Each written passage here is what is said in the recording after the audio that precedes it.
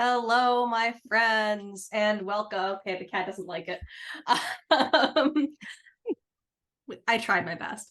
Hello, everybody, and welcome. I forgot that I was doing the intro because I am, in fact, running this game. Wow. Welcome to season one after a one shot of my lovely Sharn game.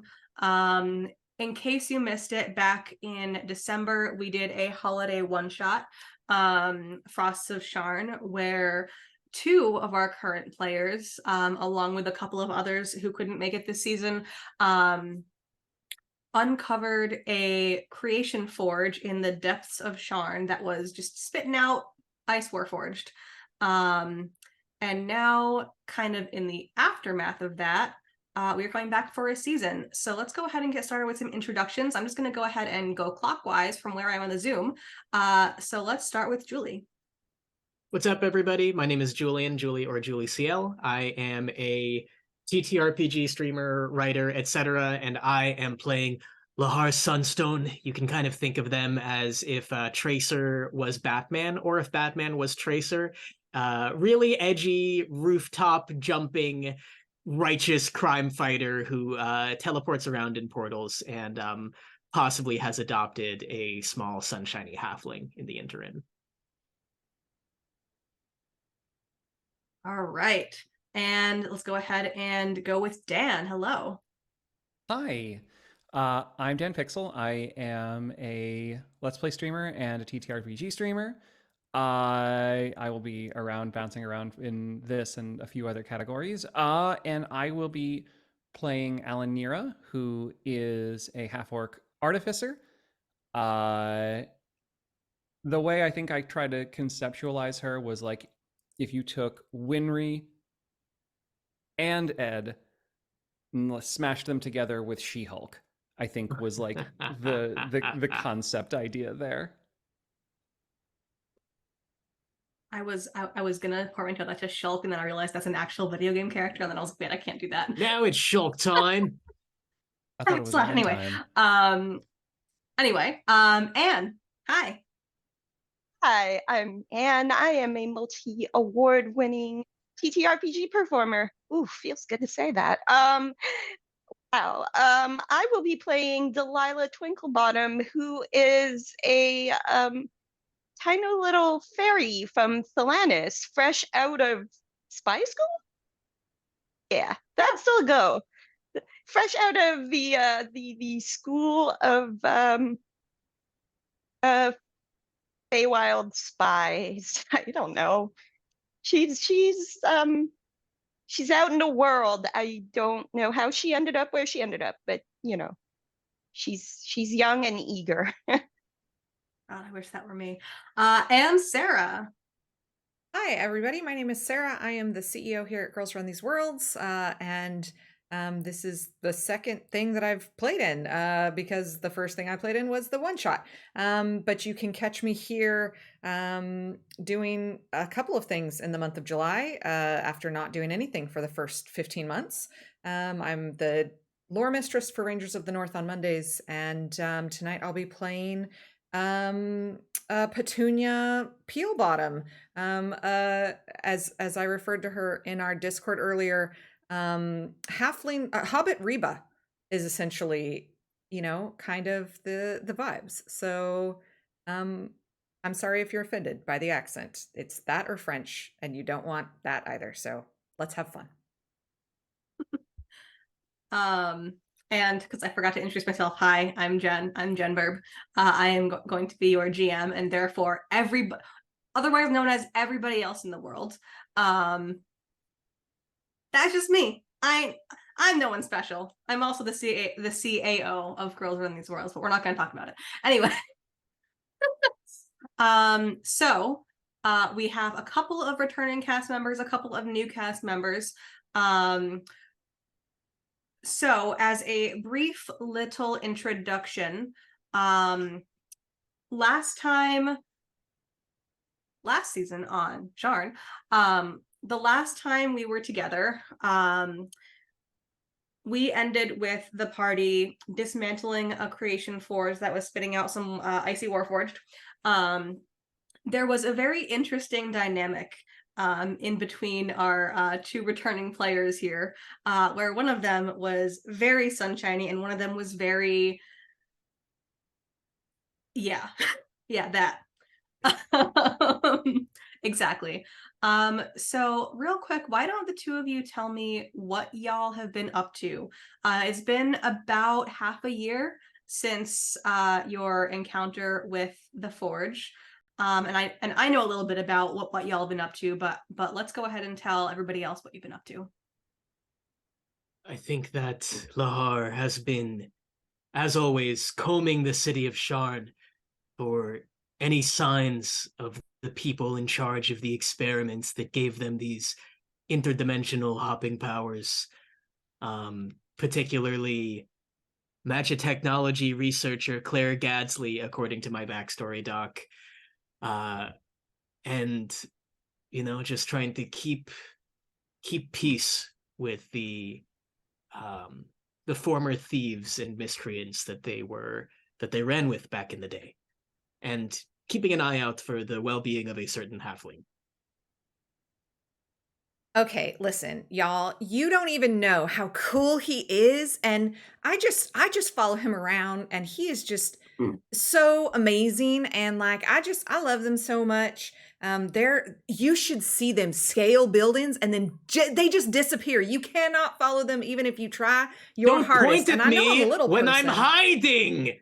Look, it's just real cool how you do it. And I just wish more people could see. I know it's hiding and you're not supposed to be seen, but you're good at avoiding people anyway. But listen, it's just real cool. And so I just kind of, follow around and see what I can do to just be helpful. I'm a little nature cleric and I just really like to be there. And, Lahar is just the coolest stuff happens with them, and I just really love to get to be a part of that. And I'm always looking for new friends, and sometimes I find new friends that want to hire us for different things. And Lahar's real helpful when it comes to all sorts of tasks, except for fire. I'm pretty good at fire. Just don't mention his shadow. He gets real particular about that. But like everything else is the best.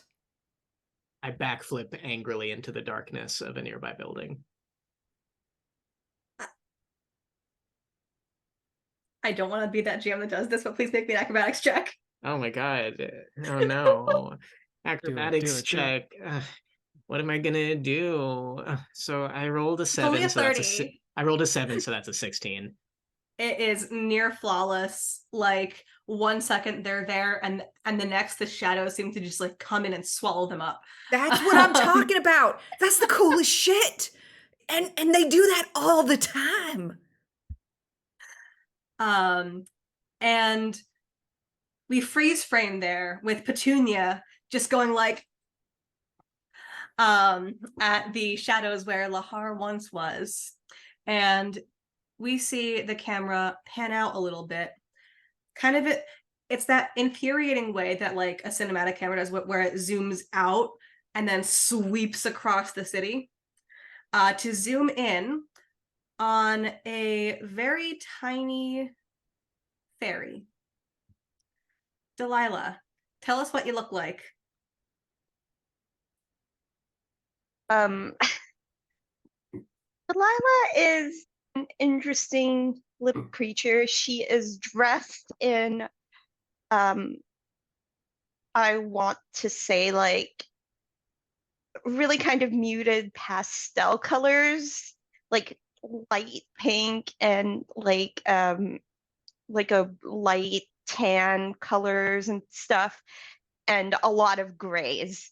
In where she's from, those are like the camouflagey colors. So she thinks she's ready for the world, and she's got this like skin tight spy outfit, and she's she's flying around. Is your color scheme a portal cube? No, I hadn't thought about it that way, but no, the color scheme is more like my favorite color scheme, which is like pink, yellow, and gray as a whole aesthetic. But basically wears the muted version of what I would wear, which is a lot more bright and flashy, but she is a spy. So she's like, I guess I gotta throw out all my bright and flashy outfits now. So she's yeah, so she is just flying around and exploring. She's actually looking for a new job because she's fresh out of spy school. So, one cool thing about being fresh out of spy school is that they kind of gave you a little bit of quote unquote free reign. They sent you to the material world, the material plane, on behalf of the Spring Court, who wish to kind of foster goodwill with the mortals of Sharn, especially in the wake of some of the recent encroachments of the other planes, specifically the Rizia, the plane of ice, in the city. It's a little bit, from what you were told, it was a strategic political move, one that wasn't so important they needed to send one of their more important, one of the more important experienced members, but important enough that they wanted to send somebody. They thought it would be a good learning opportunity for you. So your job, while you've been here, has been to keep an eye on any signs of other potential problems. You have heard some whispers in the time when this mysterious group of heroes swept through Sharn and discovered this forge and dismantled it. In the wake of that, one of the remaining heirs of the family that created the forges, the Kenneth family, House Kenneth, the current scion of the house, Merrick's to Kenneth, was found out and arrested for his part in continuing the creation of the Warforge and accepting help from the plane of ice in order to keep that forge running. You have heard whispers among the guards that there is another forge somewhere.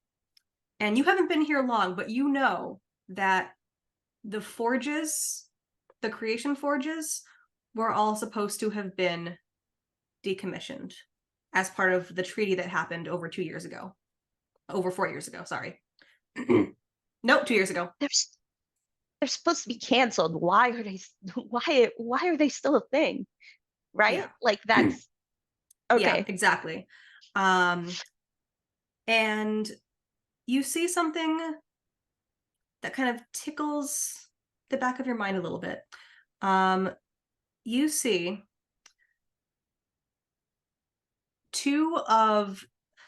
a pair of the most unlikely pair in the city of Sharn walking through the streets. You see a halfling woman just making her rounds, chatting it up with everybody, and kind of in her shadow, almost flitting between shadows, a fairly grumpy looking, I would say, right?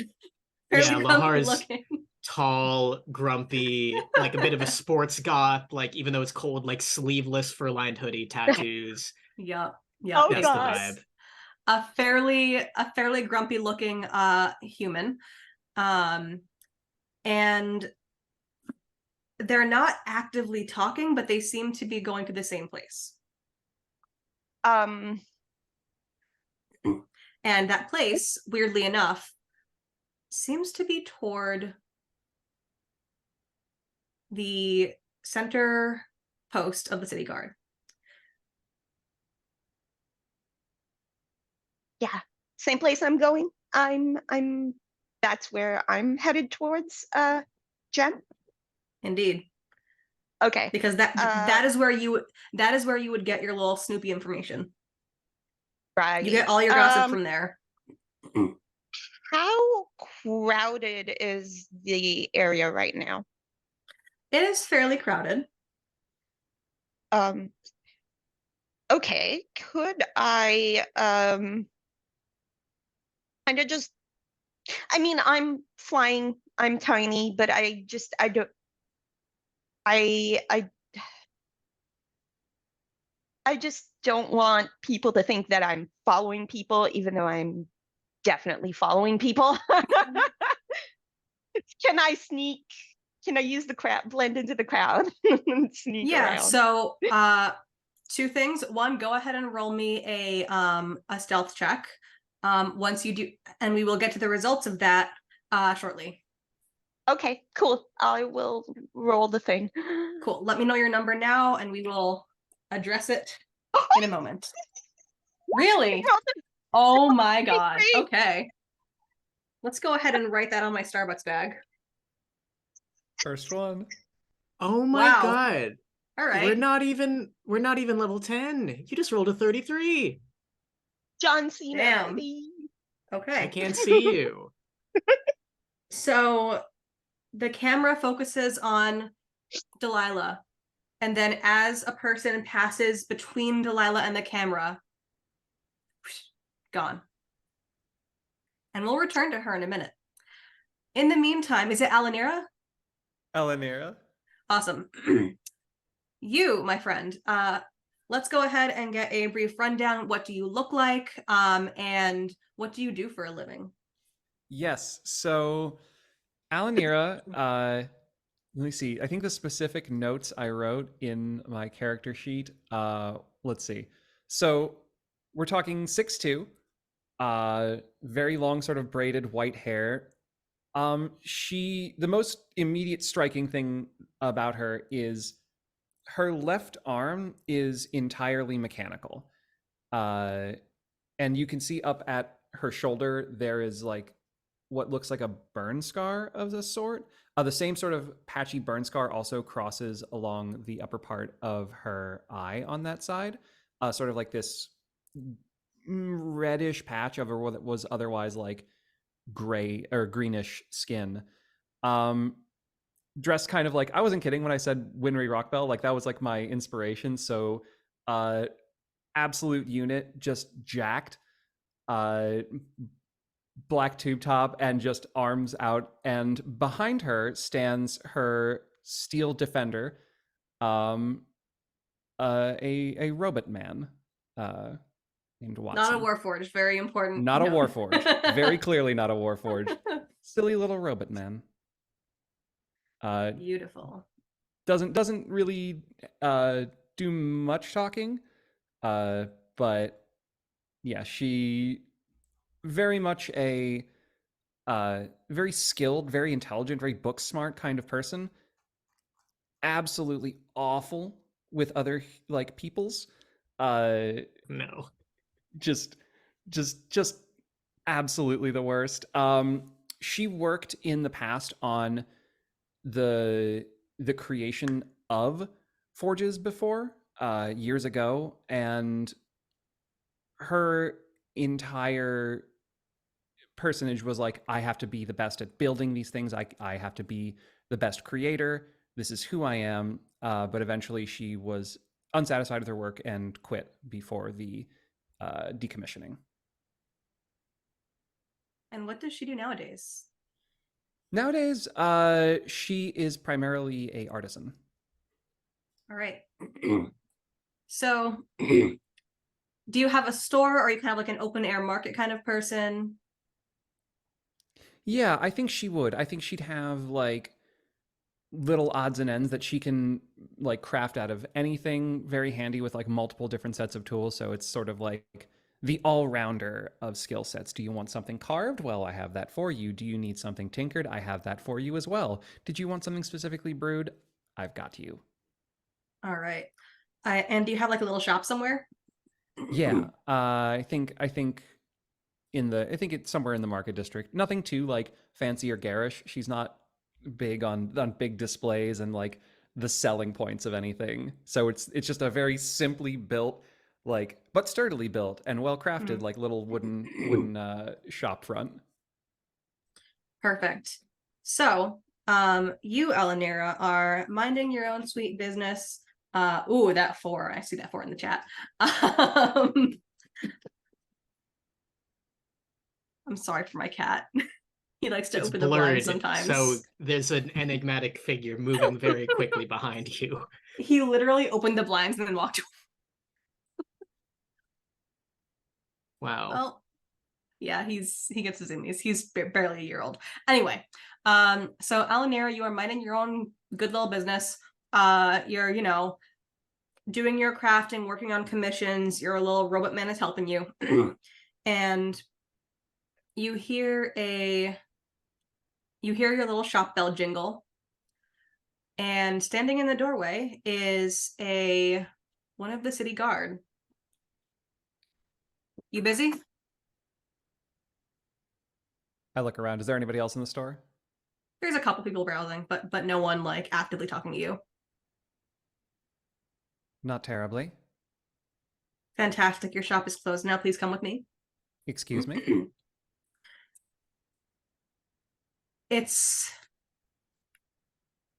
Your presence has been requested by the city guard. You're not in trouble. We just need you to come with us. She's gonna like get up. All right. We're done here. Everyone out. Let's go now. And then the couple of patrons like look around very confused and then just kind of like slowly kind of like shuffle their way out of the store. And the member of the guard just kind of like stands there, watches, and waits. Are you going outside? I turn to like, Watson, let's go. And we'll enter out into the marketplace. All right. And then the person in front of you kind of like glances over at your door. You gonna lock that? I look back at what's inside. How long are we gone? Anywhere from an hour to a month. That's a pretty big window. It really depends on how much you want the money that we're about to offer you. You really should have led with that. And I will like close the door and like lock up and just put the big like closed sign, just a closed. Closed until further notice. So as you begin walking, this guard is kind enough to give you a little bit more context. They're just like, you are Alanira, correct? Yes. Renowned forge technician. Yes. Sound familiar? My reputation precedes me. It does. Are you familiar with the events of this past summer with one of your creations going a bit rogue and making some more creations?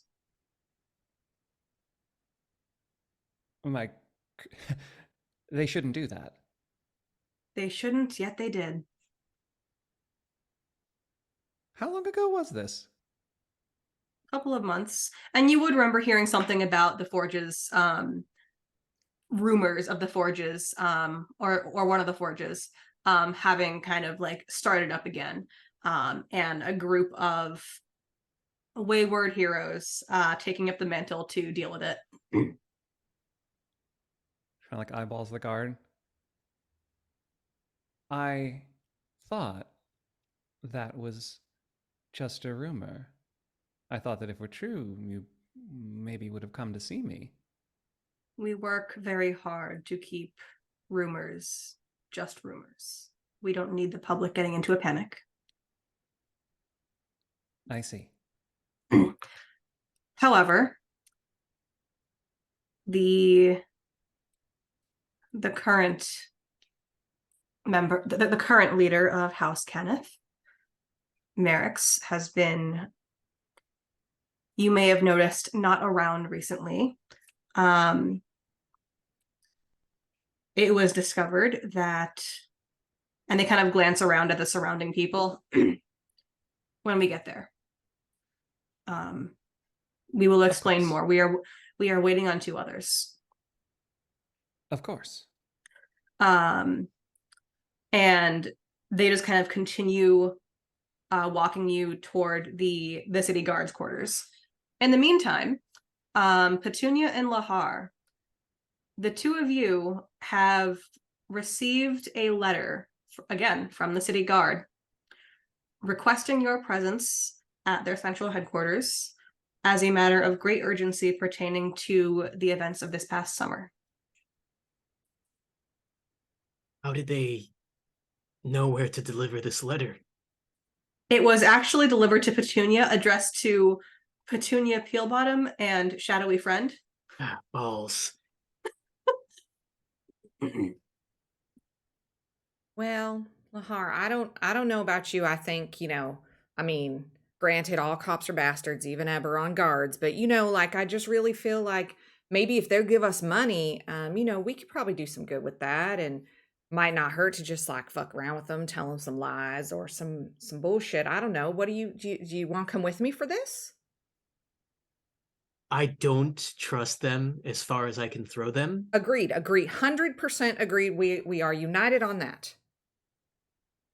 I think, if anything, this is a good chance for information, though. We can make ourselves disappear if we need to. I mean, well, I'm not as good at that as you are, but I mean, you definitely can, and I just junk punch him or something, run away real fast. I can hide. Disappear is an analogy for getting out of their sight and range and radius of attack, mostly in this case. Oh, yeah. Well, fair enough. Fair enough. Yeah. I mean, like if you're going to disappear somebody, that doesn't mean you punch them into another dimension. It kind of just means you make them go away, right? We can make ourselves go away. I mean, sure. Definitely we can. I mean, I was thinking about vacation anyway.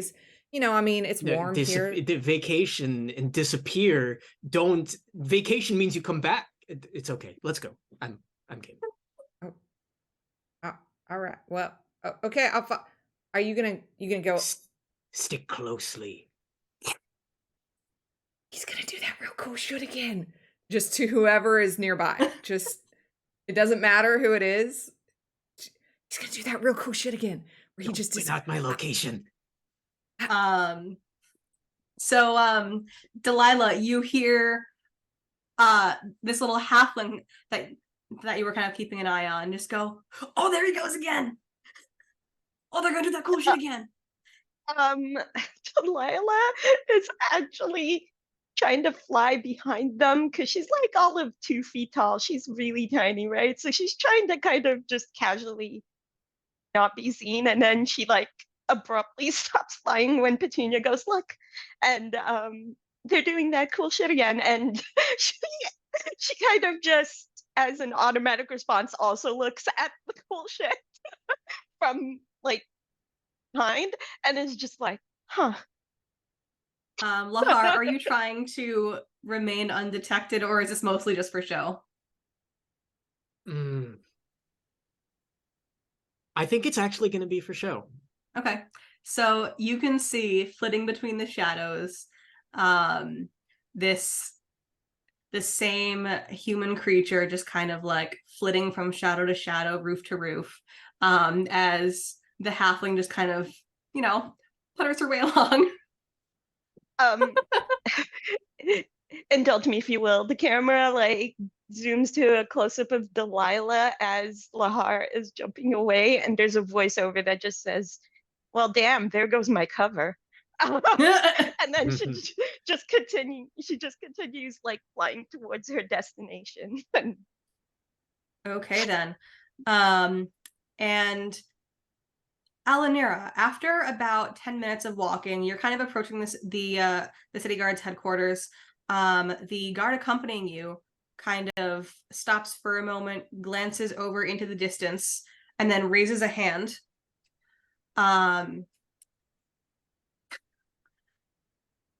Realizes that, in fact, there is a very small chance that either Petunia or Lahar would actually see and acknowledge that hand, and then kind of like hurry to catch up to Petunia.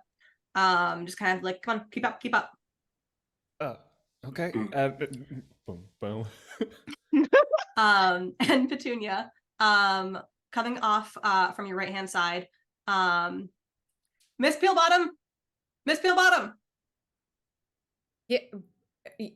Do I see that it's a And- guard? You do. Hi.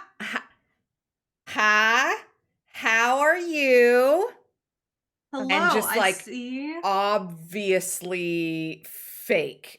Specifically for like Lahar would notice this is not even though she's very friendly, this is not normal for her. Mm-hmm. As Elenira shows up, Delilah shifts to fly behind them so that she has cover and she's hiding behind someone that's taller. Easy enough. Yeah, that's. I just want to point that out. And this guard just goes, "Oh, Miss Peelbottom, hello. I take it you and I assume your shadowy friend is around here somewhere. Are coming to the meeting at the quarters." You know, shadowy friend, that's just my shadow, I think is what you're talking about. I don't really know anybody else, but yeah, I'll be there for sure. About 50 feet above Petunia in the background, there's a silhouette moving kind of like a child playing Ocarina of Time, where I'm just mashing A to roll over and over and over across a rooftop.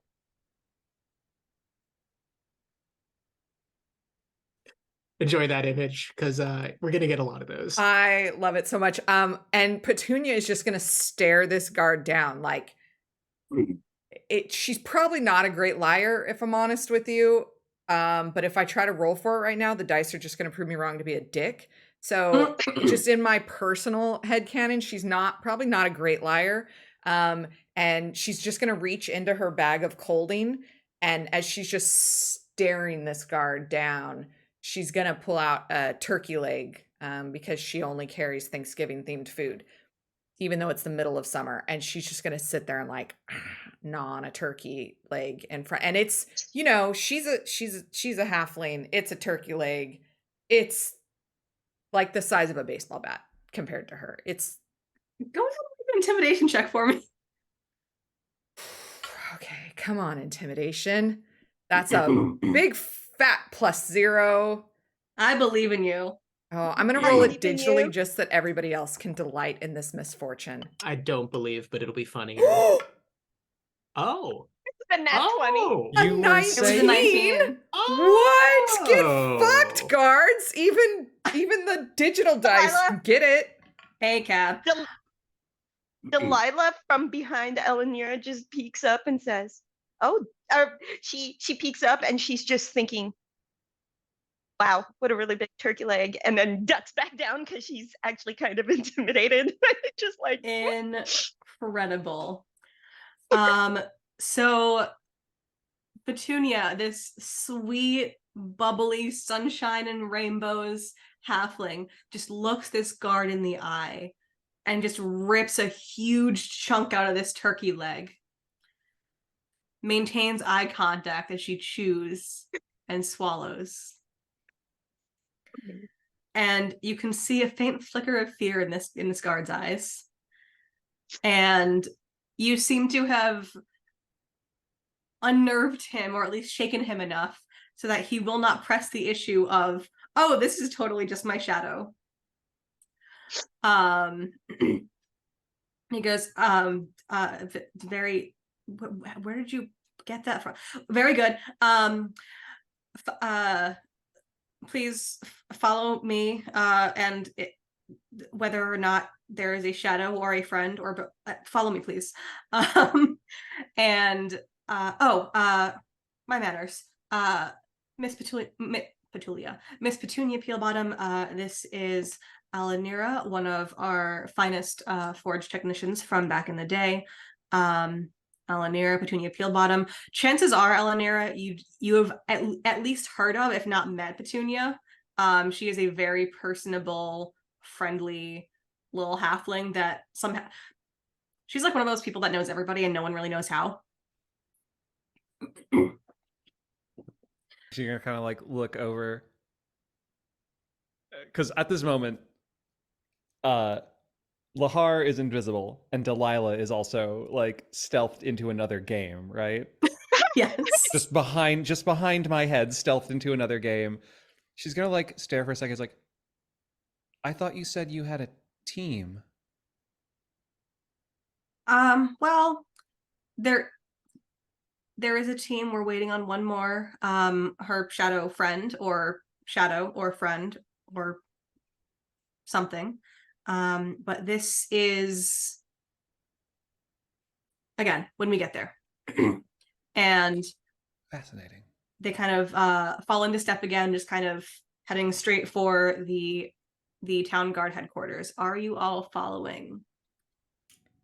Definitely Petunia would wait until the guard had gone a couple of steps, until she felt that she could speak relatively quietly, which is difficult for her to do. And she Also, it's a crowded street, so it's not that bad. Like, you know. Okay, fair enough. And she would, with every bit of willpower, not look up at the rooftops to just see how cool Lahar is being, and instead just look at Alanir and just be like, do you work with them regularly? You know, them guard folk, you work with them all the time? I have built many things for them: weapons, armor, handbags. Handbags. Well, now we're talking. Okay, let me show you this. And she'll pull open. She's got like this little pouch. And as she opens it, just like, you know, like when you open the freezer on a hot day and like the steam comes out. It's a bag of colding.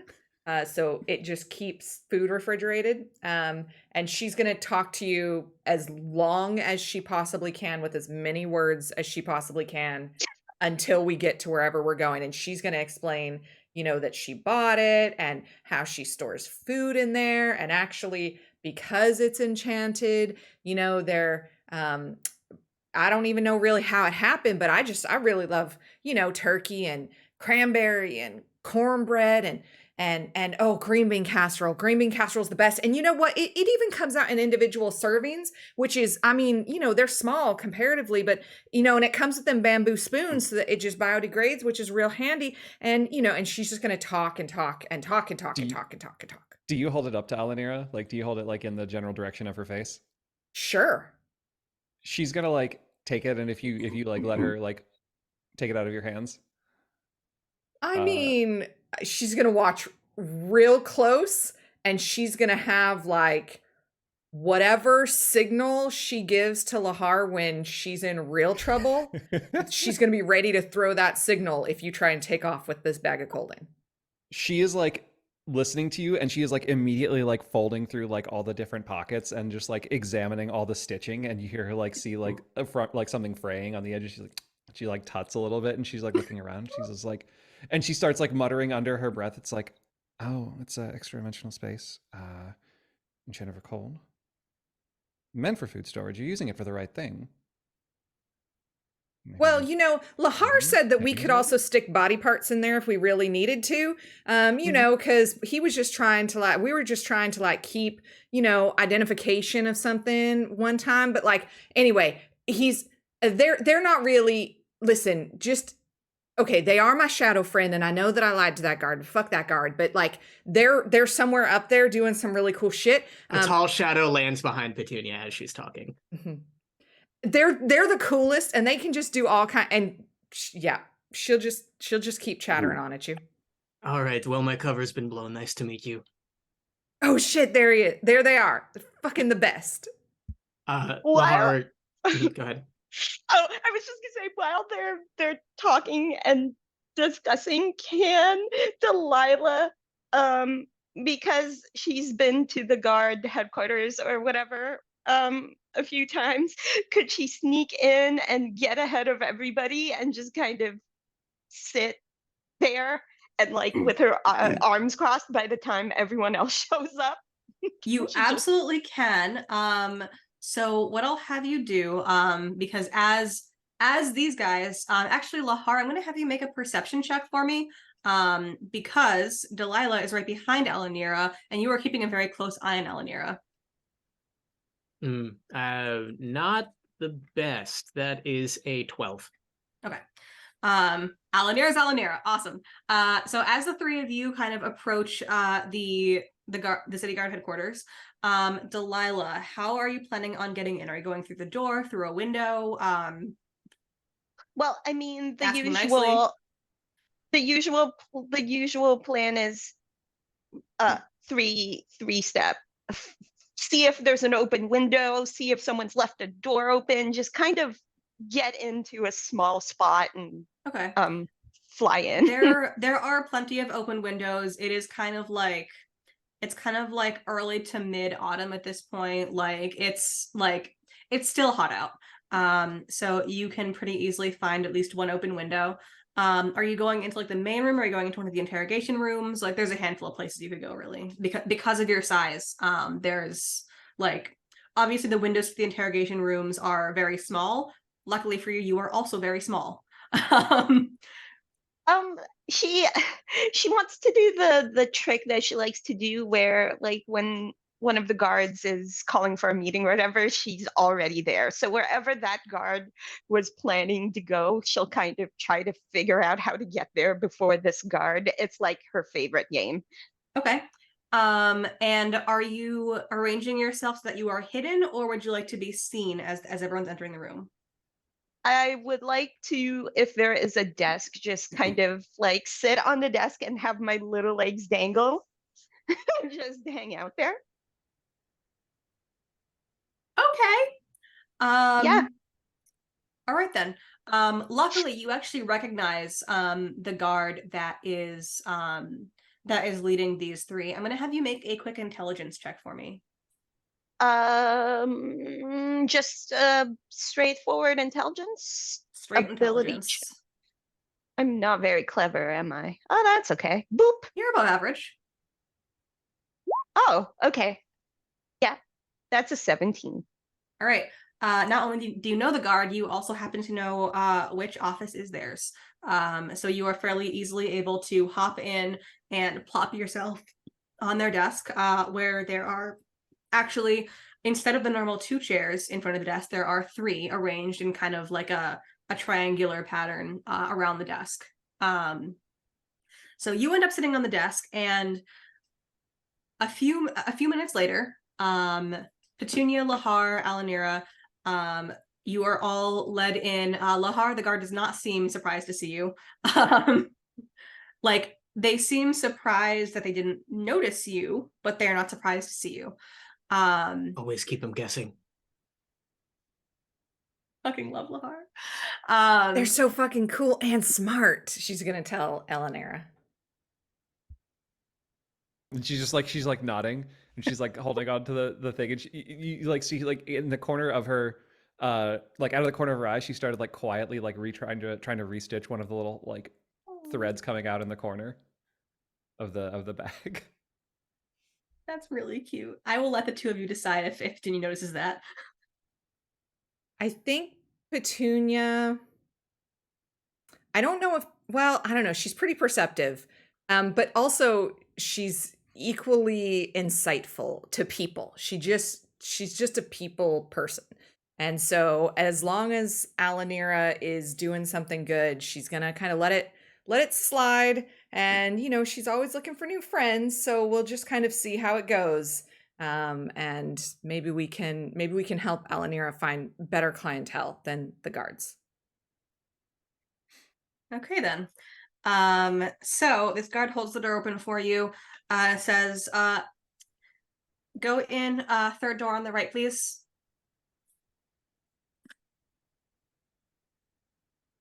And follows you in. The first thing you notice is a very small person sitting on the desk. Delilah, what have you been doing while you were waiting for them?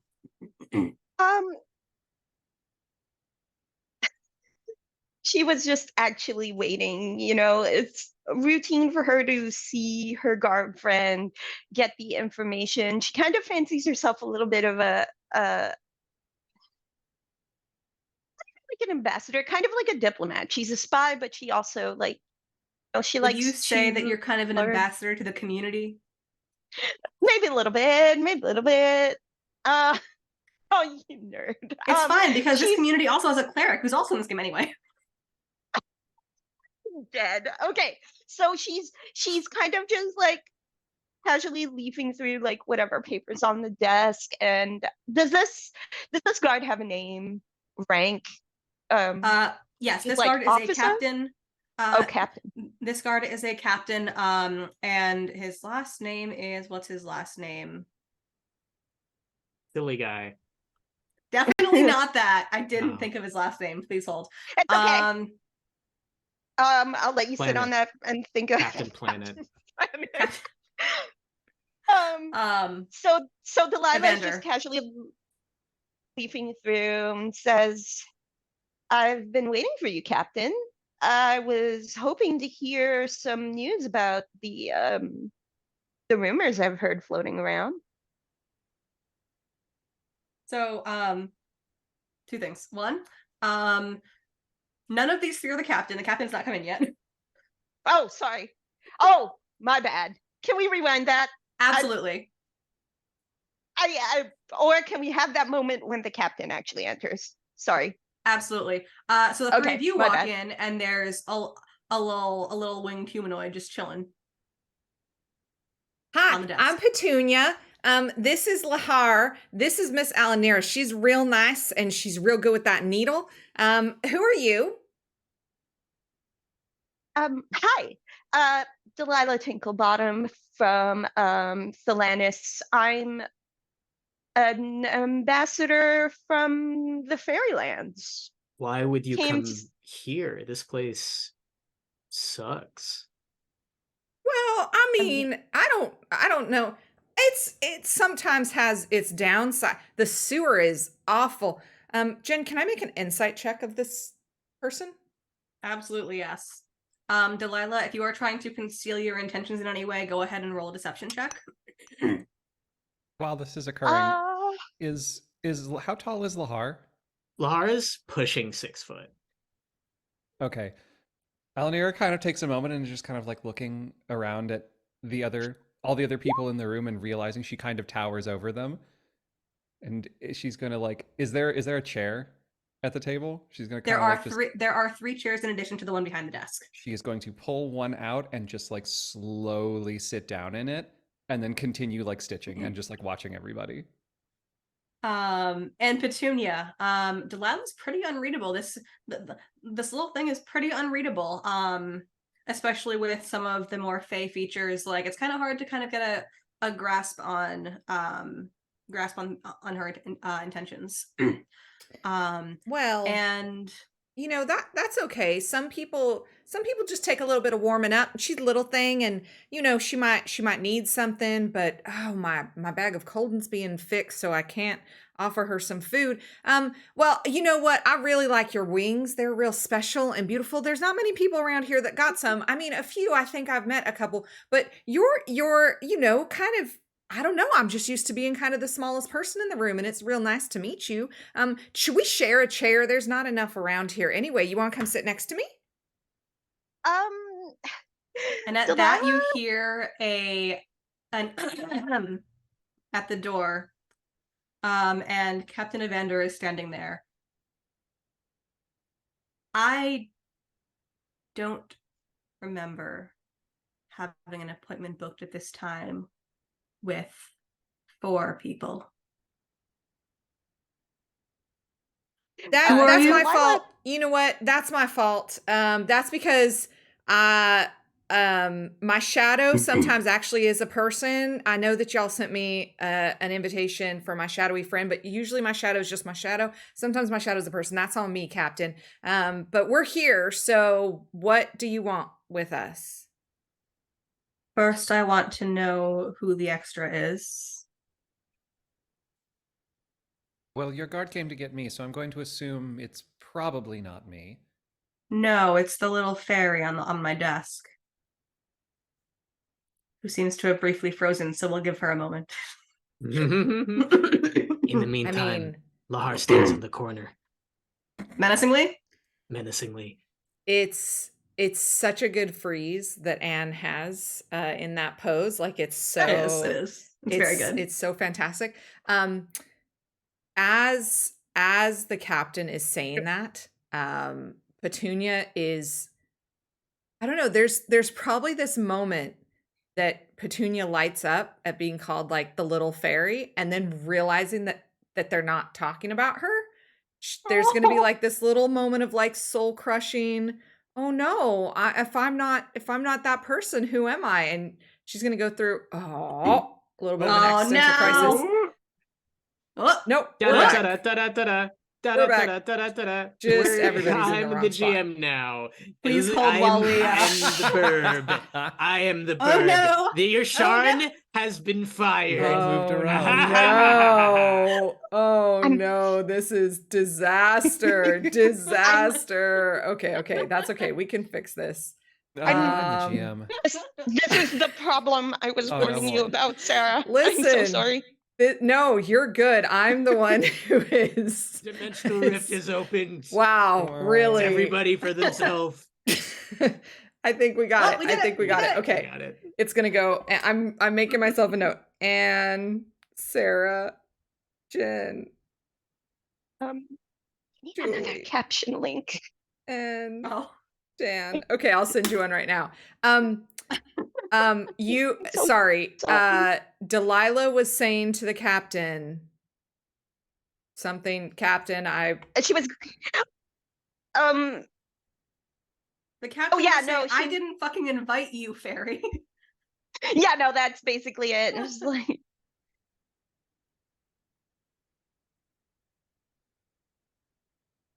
Yeah, I Yeah, didn't. okay, I are we, didn't invite you. I invited those three.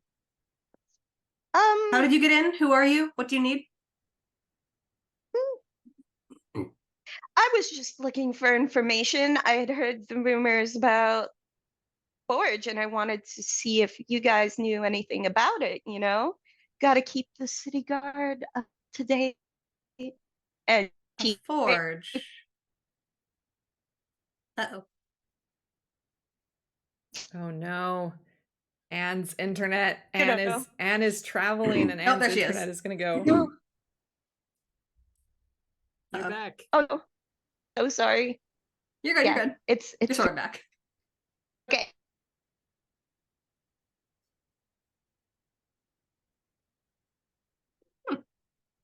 Yeah, so she's basically just kind of playfully at this point, and she's just like,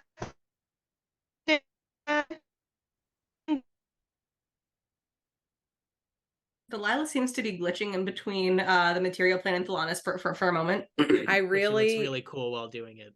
it's Yeah. honestly like there's a little bit of like you can just picture her getting really agitated with this dumbass captain and like flitting around, and you know her voice kind of moving around the space. I love it. Yep. Yep. Mhm. While this is going on, Alanira finishes like stitching the corner and just kind of like quietly pushes the bag back across the table at Petunia. Aw. Just like, and she doesn't even like look at it. She just kind of just like pushes it back over and like settles back in. It's like, because it was like subconscious almost. She just like went to it. She saw it and she's like, I have to do this. And then she's finished and she's like, okay. Petunia is just gonna reach in and go almost like elbow deep into this to get into the bottom of the cold storage and pull out a little like key lime cheesecake round and pass it across to you with bamboo spoon that's compostable. She'll like take the spoon between two fingers and kind of like look at it for a moment. She'll like try, she's like trying not to break the spoon.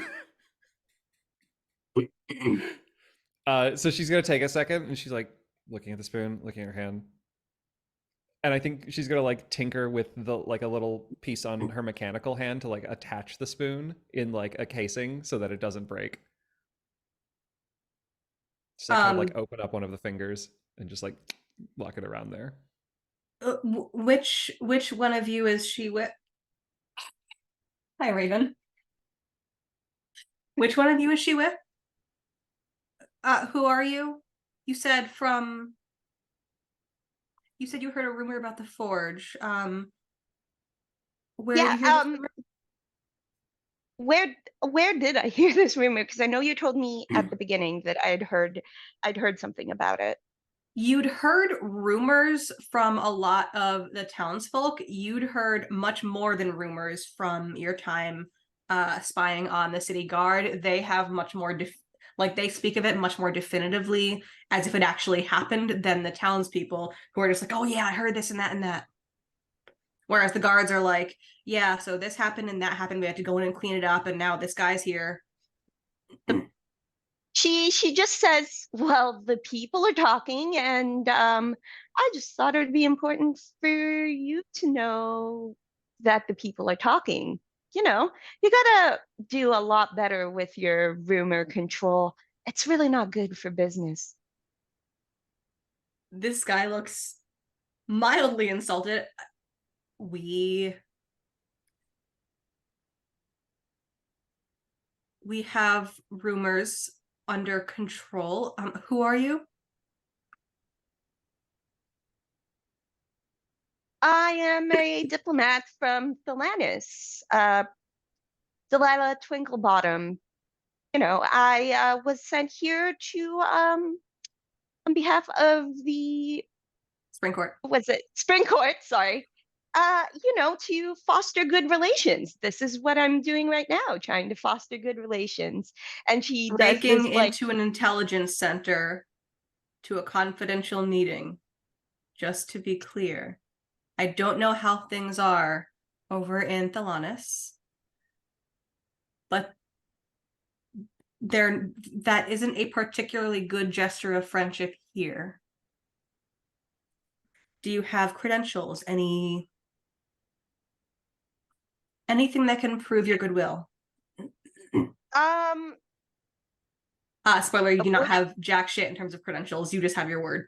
okay, so I wasn't actually provided with credentials when I left home. Is that what No, you were provided with like what is the equivalent of a like residential visa? Oh crap, I wasn't even able to work. I'm not legally supposed to be working here. Okay. Oh, you can. What? This is America. No. What the fuck?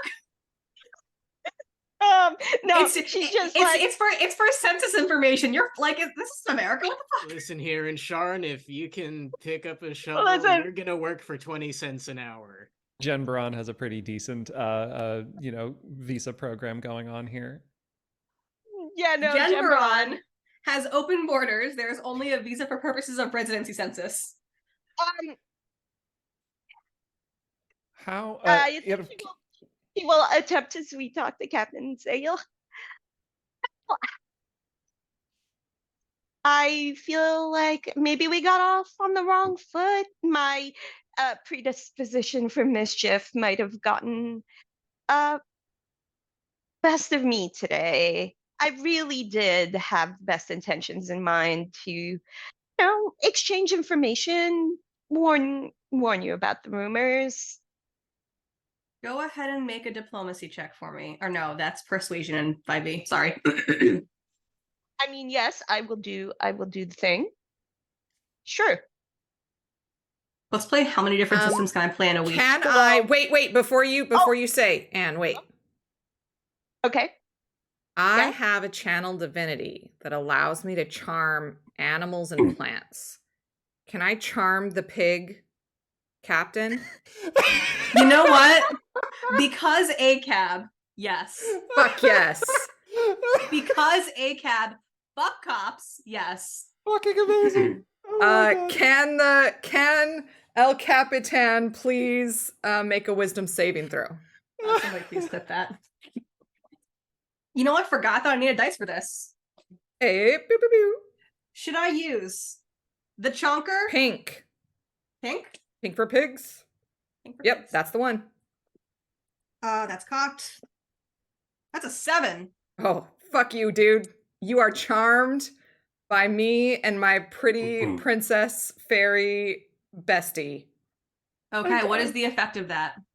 It's just charm. All right, You let treat me them real as a quick. friend. Beautiful. Treat them as a friend. Take no hostile actions towards them. Beautiful, beautiful. Blah, blah, blah, blah. I mean, Yeah, okay. So are you designating Delilah as Yeah. I'm just basically going to be like, well, now, Captain, I think and her bag of colding is her holy symbol. Because Thanksgiving, and she is just going to like be rubbing along the stitching along the side. And she's going to go, now, Captain, I just really feel like you're being a little bit disrespectful to this nice young woman who was sitting here in this office and is just trying to help, which, you know, you called us to help you with anyway. So, you know, I just really think you ought to give her a chance. And essentially all I'm trying to do is I'd be quite happy. I don't need to necessarily charm this guy. As like a mechanic, I would be quite happy to just give Anne like advantage on this. Yeah, so Anne, roll again. Let's try that again. Okay, there Cool. it is. All right. Yep. So Captain Evander has the decency to look mildly chastised. And they're just like, oh, I suppose you're right. You are right, Miss, your name? And he kind of like looks at Delilah. Twinklebottom, Delilah Twinklebottom. And she extends her hand up for a handshake. He just takes two of his fingers. Yeah. All right, Miss Delilah Twinklebottom. My apologies. We tend to run things very cautiously, particularly nowadays. I totally understand. What No, information do you have? Though I strongly suspect that it is something that we do not also have.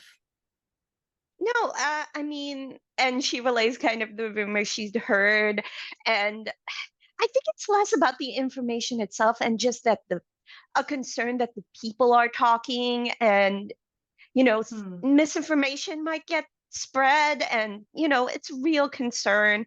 And as a person who appreciates, you know, the appropriate information to be given to the masses, I thought, you know, maybe I should just give the city guard a heads up about this. And she is just, you know, explaining her perspective. Okay. And they listen Her intently. concerns.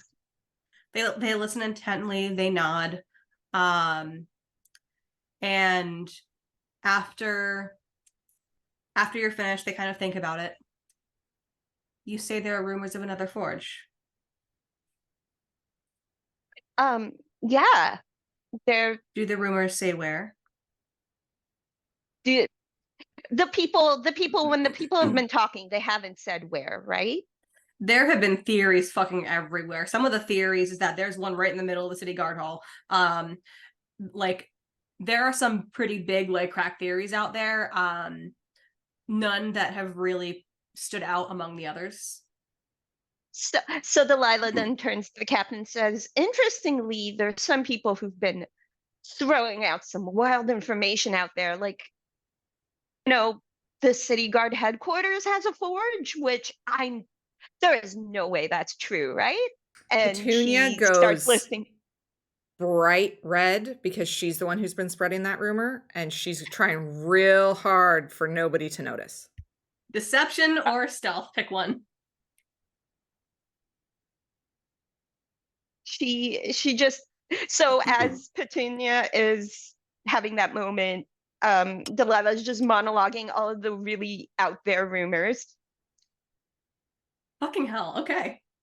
I rolled an 18 for stealth, and I have a +2 for 20, and she's going to be so surprised that she's going to out herself and turn around to Lahar and go, I don't think anybody knows that that's me. Also, Raven, yes, ACAB includes my NPCs. Can I just I think what happens is Delilah abruptly stops her monologuing and turns to Petunia, and then can I insight check Petunia just to like, I mean, you heard her say, I don't think anyone noticed that was me. So you Good, can, but it just won't do much good. it's more. Well, it's more of just like, Um, um, also your Delilah- passive insight beats her deception that's slash fair. stealth check, so Okay, so immediately she just kind of hearing Petunia, she starts rambling faster, and she starts ramping up how outrageous the theories are to kind of instinctively draw attention away from Petunia. Just kind of Okay. escalate it. Like, so yesterday I heard a rumor about a giant floating forge in the sky, like up in the clouds, and she just ramps up Oh my God, I a love this. crazier As crazier soon as story. you say like floating in the sky, Aladira just kind of like blinks a couple times. It's like, well, that's silly. Forges can't float. We didn't design repulsors for them. They have to be anchored on the ground. The whole purpose of that. And she goes like onto like a little bit of a like list item of like how forges are created. And this guard just listens, like genuinely seems to be interested in what you're saying. We developed a strict protocol for it. There are anchoring to fuel sources. There is the necessity of what it needs to be built around in case one had critical meltdown issues and the amount of harm that it would do. And putting one up in the sky would violate at least 3 or 4 of those. And that is why we requested your presence, Alanira.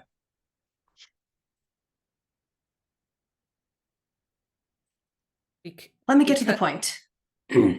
Yes, Miss Peelbottom. Because there is one in the sky. I didn't even make that one up, Lahar. No, that's amazing. Wait, that was you? What? No, I said it wasn't. Okay.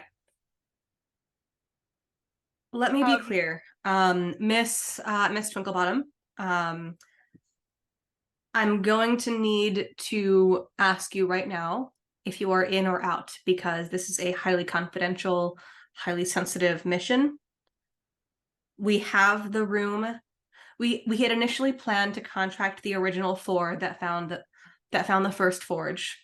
As it turns out, 2 of them we were not able to reach. We brought on Alanira because of her experience with the forges. We do have the room in the budget for another. Should you choose to take this mission, we do have room in the budget for you. We are looking at 2,000 gold apiece.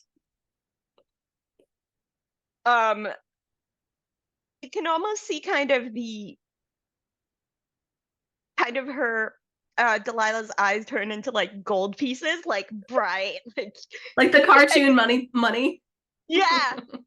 And she's thinking about her spy school bills. She's like, I could pay for spy school. Not student loans in Eberron. There are no student loans in Eberron. But also to be fair, Thelanis is not Eberron. Look, okay, Delilah's going through some stuff. Okay, she's got. However, I'm sure. Also, gold is no use in Thelanis, but like you still have to live here. So did not have exchange rates.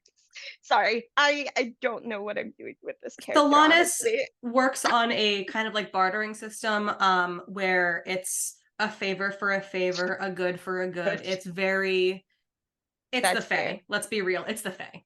But you do have to live here. You do have to pay, like the fairy has bills to pay. Yes. The fairy does have bills to pay. So she's just like, and with 2,000 gold, you could just fuck off for the rest of your life and just not bother with anything else ever again. Yeah. Well, I mean, she's already thinking of retirement. No, she's just like, honestly, I've been looking for a little bit of adventure, and I do genuinely want to help. And, maybe it'll keep me out of trouble and keep me out of this building. Well then. And she looks at the captain. Is that a yes? Yes, that is absolutely a yes.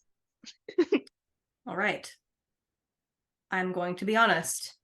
Before I go any further, there is, and they just kind of like they just kind of rattle off this list of like disclaimers. We are not responsible for injury, death, mutilation, just like on and on and on. As a result of taking part in this mission, should you choose to accept, you waive any and all right to blah, blah, blah, blah, blah. Do you still want to accept? I do not know how dangerous this will be, but it's a fair bet that it will be very dangerous. And now he's asking all of you. Accept, but your terms are bullshit. Well, if you're dead, you can't sue us. And if you're dead, you can't sue me. Why would I want to sue you? You can't even find me. Even Why if would you I wanted want? to sue me, you Why, wouldn't be able to find me. but why would I want to? I don't have an address. We still reached you. That doesn't count. Palanir has like very slowly just been like looking around at the three people in the room with her. And like it's starting to kind of dawn on her who they are as people. And she's just like, okay. Yeah, I'm in.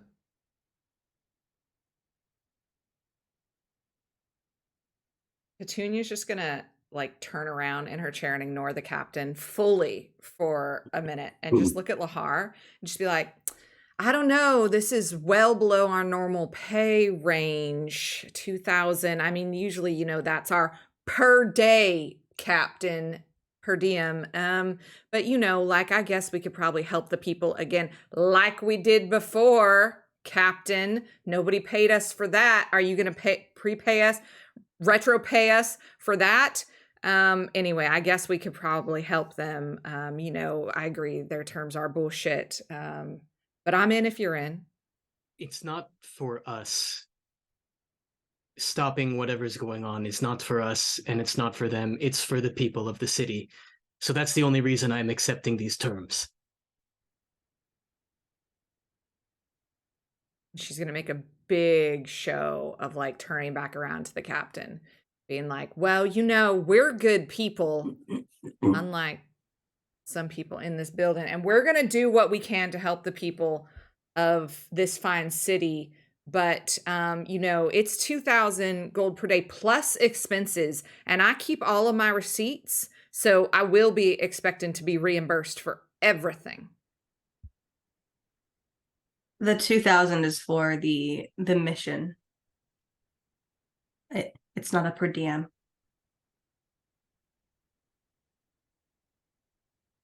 Now, however, go ahead. You will be provided with an airship pass. That is good not only for the duration of this mission, but for 5 years after. For the first time, I think I look over at Petunia and my eyebrows kind of raise, like, that's pretty good. That's the most emotion this person has done in like 3 months that you've known them. We can get out of this city? I mean, public transit, I guess, you know, we should be getting some private accommodations and chauffeur, but you know, I guess it is acceptable for the time being, Captain. But and we can talk about back pay for the original mission that you were not asked to do but did nonetheless. For the people of Eberron, right, Captain? We did that. That's how you know about this whole thing, because none of y'all guards even stopped us that day and then walked right on past and did not do nothing after our good friend said that we felt the coldness. Listen, I won't get into it here with you. You know how valuable we are. That's why you summoned us, sir. So yeah, all right, fine. 10-year passes on the airship each and 2,000 plus expenses. You got yourself a deal, Captain. 7-year. She's gonna look at Lahar just to see, like, should I keep going? 8-year. Because 8 is a fun number. Fine. Plus drinks. Well, we really only have those on on the luxury airships that don't really come super Delilah's often, but like- certainly. Open bar? You hear the tiny Did- fairy go, open bar? Are you negotiating ferry, for yes. drinks on public transportation, or are the drinks a separate item? I'm I'm little just- confused. Trying to annoy him. I turn and look at the guard captain. Is it working? Yes. You're good. They're the coolest. Okay, wait until I tell you what else we can do, but I won't do it in here. All right, Captain, you have yourself a deal. All right. So 2,000 gold apiece for the mission. Expenses covered. Keep your receipts. And 8-year passes for the airship network with drinks and meals. We're not talking, unlimited Bloody Marys or whatever, but anyway, now that you've accepted, I will give you a bit more information. And as right before he does that, Petunia's just going to put her hand out in back of the chair for like a high five from Lahar. Lahar stares at the hand, unsure what to do with it. After much contemplation, they place a really cool green rock they found into Petunia's hand. Fuck yes, that's even cooler. Okay. I love it. And this guy, for the first time, circles around their desk and sits down at it, just like steepling his fingers. So, as you may be aware, Merrick Kenneth has not been around for a while. That is because he has been placed under supervision for his part in continuing the creation of the Warforged and the maintenance of the forge beneath the city that was supposed to have been decommissioned. He has demanded to see those who were involved in saving the city from the forges or from the forge earlier this year. Claims he has information on another forge, but will not tell us. And rather than pushing him, he has told us that he will trust those who have already taken on the forge from before. And if we can avoid more conflict, we want to. So, as your two companions, Miss Peelbottom and Shadow Friend, as your two companions were not reachable, we have backfilled we backfilled one slot. It appears we have now backfilled 2, which is just as well that we have you, Miss Twinklebottom, considering the last time there was a forge issue, there was some extraplanar influence, which is why you, Shadow Friend, and you, Miss Twinklebottom, will be particularly helpful if it is a similar issue. He has asked for an audience with at least the 2 of you. He is going to get an audience with the 4 of you. So, I would ask that you please, at 7 p.m. tonight, so that gives you about 3 hours, I would ask that the 4 of you report to House Kenneth. I presume you all know where that is. You all do know where that is. At 7 p.m. tonight, please use the back entrance. We are trying to keep whatever is going on quiet. Even I don't know the full details. He will know. And then we will talk the mission. Does that sound good to all of you? Your terms are acceptable. Hear a humming from Delilah's wings fluttering and in excitement. Kind of glances at Alanira and Petunia. I don't suspect that I'm going to exactly keep a, how you say, low profile just by this, but yes, I'm on. Well, Delilah, for a moment, kind of just forgets where she is and then turns to Elanira and says, "I can make you smaller if you want to hide easier." Just kind of No, blurts it out. no, thank you. Appreciate it, Okay. but no. I'm just offering. It's just an offer. I'm trying to be helpful. Appreciate And it. Miss Peelbottom. What? She has not listened to a fucking word. The rock is all she cares about. Junior's pet rock. The guard kind of glances between Petunia and Lahar.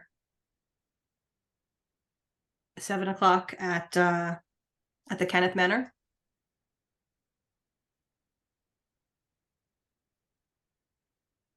At 7 o'clock, we fight. Fuck yes. Please don't fight Merrick's. Oh, we at 7 o'clock. Talk? We gather more information. That's better. Then, if that is amenable, I shall send you on your way. I will personally meet you at the back door, and we will go in to get some more information. Thank you all for coming. Please do try and keep this. Whoa, look at that raid. Hello, friends. Thank you so much for the raid.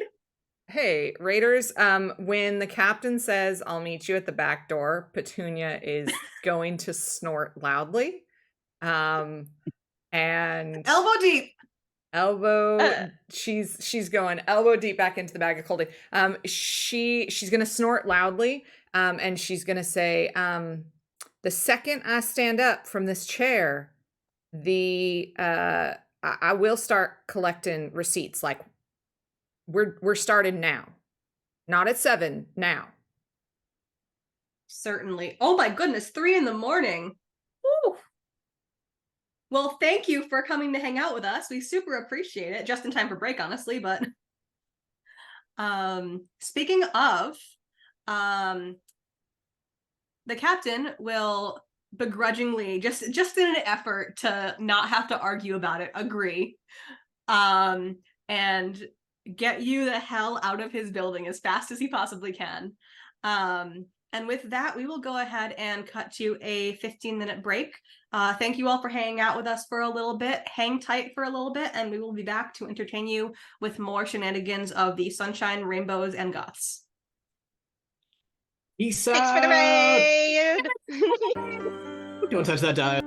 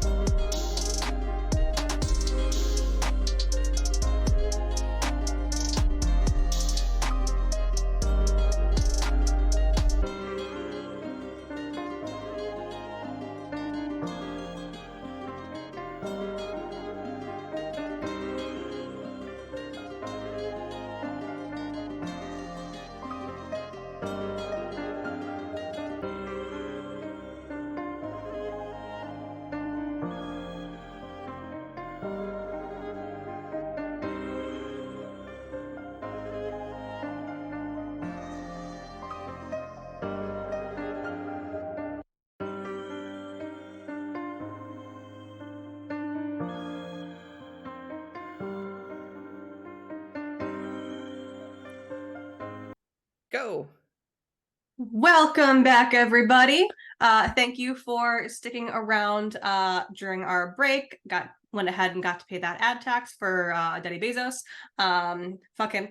Anyway, last we left off, the party was rightfully bullying some of the city guard because ACAB and also Petunia charmed a pig. I fucking love that. Last we left off, the party was going in to investigate a meeting that they had been called into for unclear purposes that turned out to be there might be another forge active out there somewhere. We don't really know what's going on, but the leader of the house responsible for the forges, the same house that was supposed to decommission all of them but clearly didn't, has requested to see them all because he will only talk to the people that took care of the forge problem the last time. As luck would have it, only 2 of those 4, or the original 4, were available to be contacted. Well, 1.5. They kind of contacted Lahar via Petunia. But in the absence of the other 2, their budget allowed for them to hire a former forge technician, Alanira, and our lovely little fairy girl, Delilah, commissioned herself. Just kind of showed up and said, like, did that thing that all the boomers want us to do where they walk into an office and say, I need a job. So, you know, that happened. It actually worked. And they were requested to report to House Kenneth, the back entrance, elbow deep, at 7 p.m. And then this guard, Captain Evander, essentially hurried them the fuck out of his office and out of their building because they had essentially extracted 8,000 gold, 8-year free airship travel, reimbursement for expenses, and also free food and drinks on the airships. So, like, he's had a rough day. Like, it basically started with being told, go find these people, and then Petunia aggressively ate a turkey leg at him, and that kind of freaked him out a little bit. And then Lahar was there out of nowhere, and then they walk into their office, and there's a little fucking person just chilling there. They've had a really discombobulating day, so they're done. So he kind of like scoots you out of the building. Thanks, have a great day. I'll see you in a few hours. And closes the door just a little bit too quickly behind you. Leaving the 4 of you, assuming that Delilah doesn't go out the window again, leaving the 4 of you standing on the doorstep to the captain, the guard words, the city guard's headquarters. Delilah does not fly out the window. Instead, she lands on the ground next to Petunia at half Petunia's height and just casually starts walking as if she was part of the group the entire time. And says, yeah, in case it wasn't clear, I really should like officially introduce myself. I'm really bad at introductions. Hi, I'm Delilah. I promise I'm not as obnoxious as I was in there. Hi. You're good at sneaking around. That might be important for us. I mean, I'm only seen if I want to be seen. Know how it goes? And she smiles. Me too. I do a flip.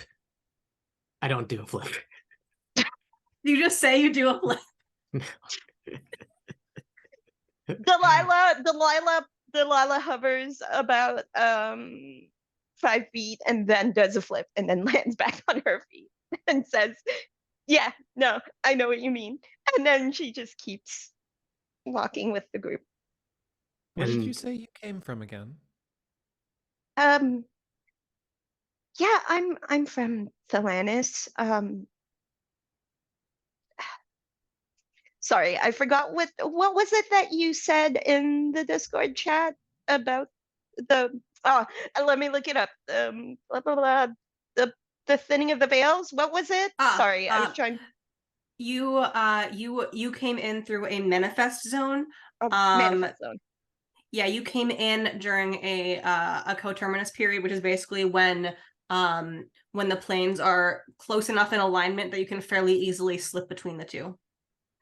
That and Delilah explains, yeah, I came in during the last manifest zone, you know, when it was close enough for me to come over. Long story short, I was looking for an adventure and just finished school. And she kind of whistles casually. What school? She floats up to Elanira like to get at eye level and says like in a stage whisper, I just finished spy school, don't tell anyone.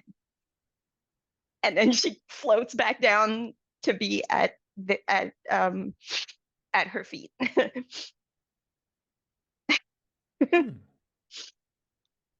So, Sneaky looks over at Lahar. Sneaky points to Petunia.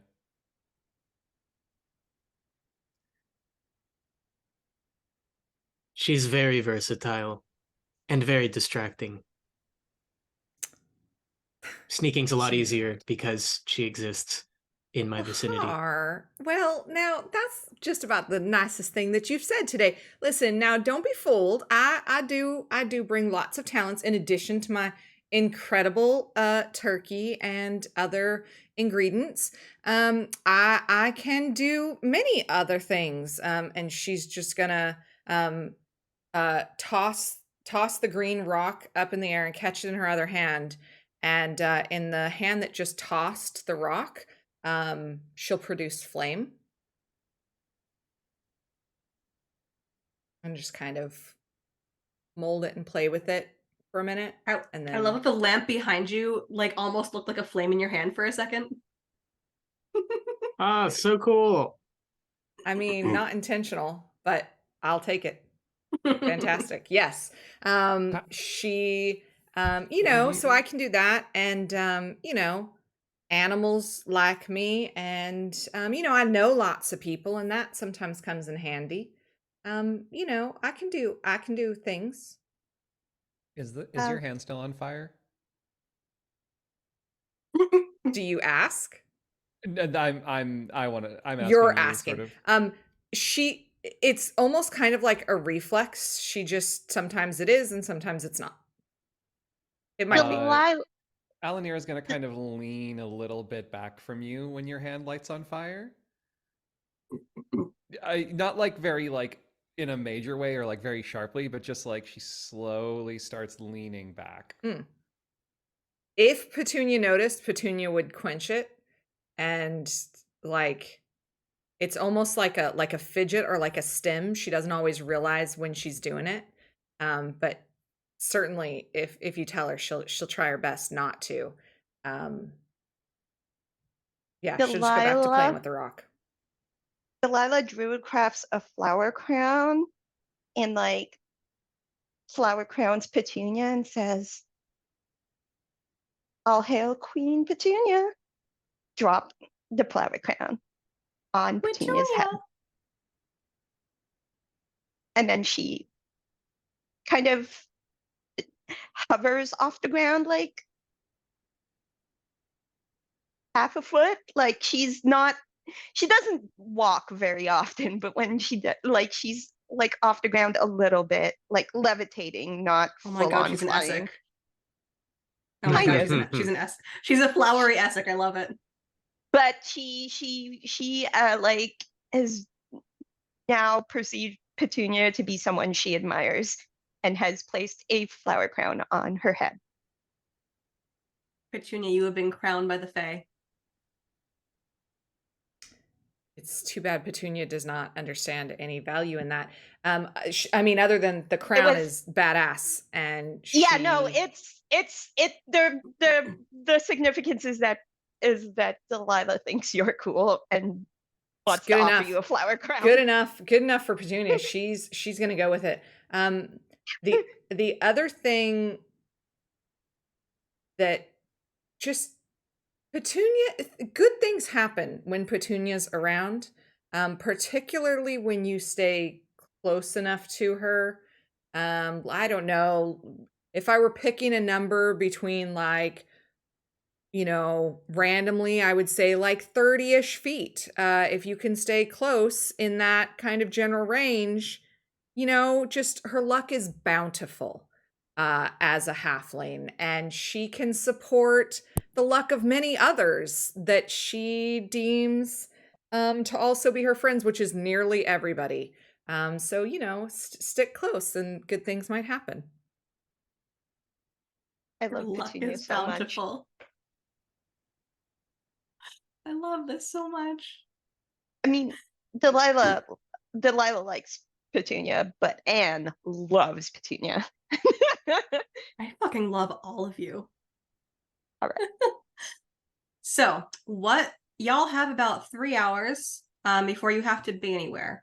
Anyone who has things they want or need to be doing, feel free, whether that be fucking off on your own and sticking to the shadows, or checking on a shop, or sneaking in somewhere, or making some more food and making your rounds among the people. This place that we're going, it's in the fancy part of town? Yes, it is actually one level up from where you are now. All I heard when you said yes was fancy outfit shopping episode. Absolutely. Fucking killer, especially keeping all receipts. Petunia for sure has a little pouch that she's gonna take everybody's receipts like religiously and like keep track of them. Yep. It's just Yeah, she's just gonna look to Lahar and then over to Alanir and Delilah and just be like, well, you know what they say, like we shouldn't go empty-handed, so we will need to go get a little gift for our host, but also, we should look real nice. Like the captain said, we got to make a good impression, right? He said that. I wasn't really paying attention. That's what I assumed that he said. So I think, we should just go, and her eyes have started to trail off to like whatever is like the equivalent of like a bridal store, like way fancier than probably needs to be dressed up. She's looking at, whatever tailor, is there for like the Met Gala of Eberron. That's where she's looking. There are some decently fancy shops in this part of town. If you want even fancier, you can go up to the next level, like where you're going to be meeting Merrick's. One thing I will say is that up on the next level up, there are imported outfits from Ondare, which is it's essentially a France analog. It's full of like it's full of like educated mages. It's full of like high society. Like there's high society in like all of the countries of Galifar. However, as I like to say, Ondare is kind of the peak of fashion. And there are a couple of shops up there that you have likely either catered for or at least given their caterers a good set of tips that might owe you a favor, or that you are at least aware of that will have very fancy shit. I have no desire to kowtow to the people of Sharn who are making our lives difficult. That being said, if I'm to move quickly, I will need a wide leg, and if I'm to hide my weapons, I will need sleeves. I'm sorry, sleeves don't exist. Never. No, just kidding. Delilah looks up at Lahar from her like badly hovering position and was going to ask for advice about looking fancy and being sneaky, because Delilah's doing that thing where she's trying to like friend every person in the group, and so she's trying to find a way to connect with Lahar, and she just says, I don't know if I really want to go fancy today. Are you going to go fancy today? I make it my mission to make myself as unseen as possible. And knowing what the upper class people of our city look for, it's easier to blend in if you act like you are just below them rather than significantly below them.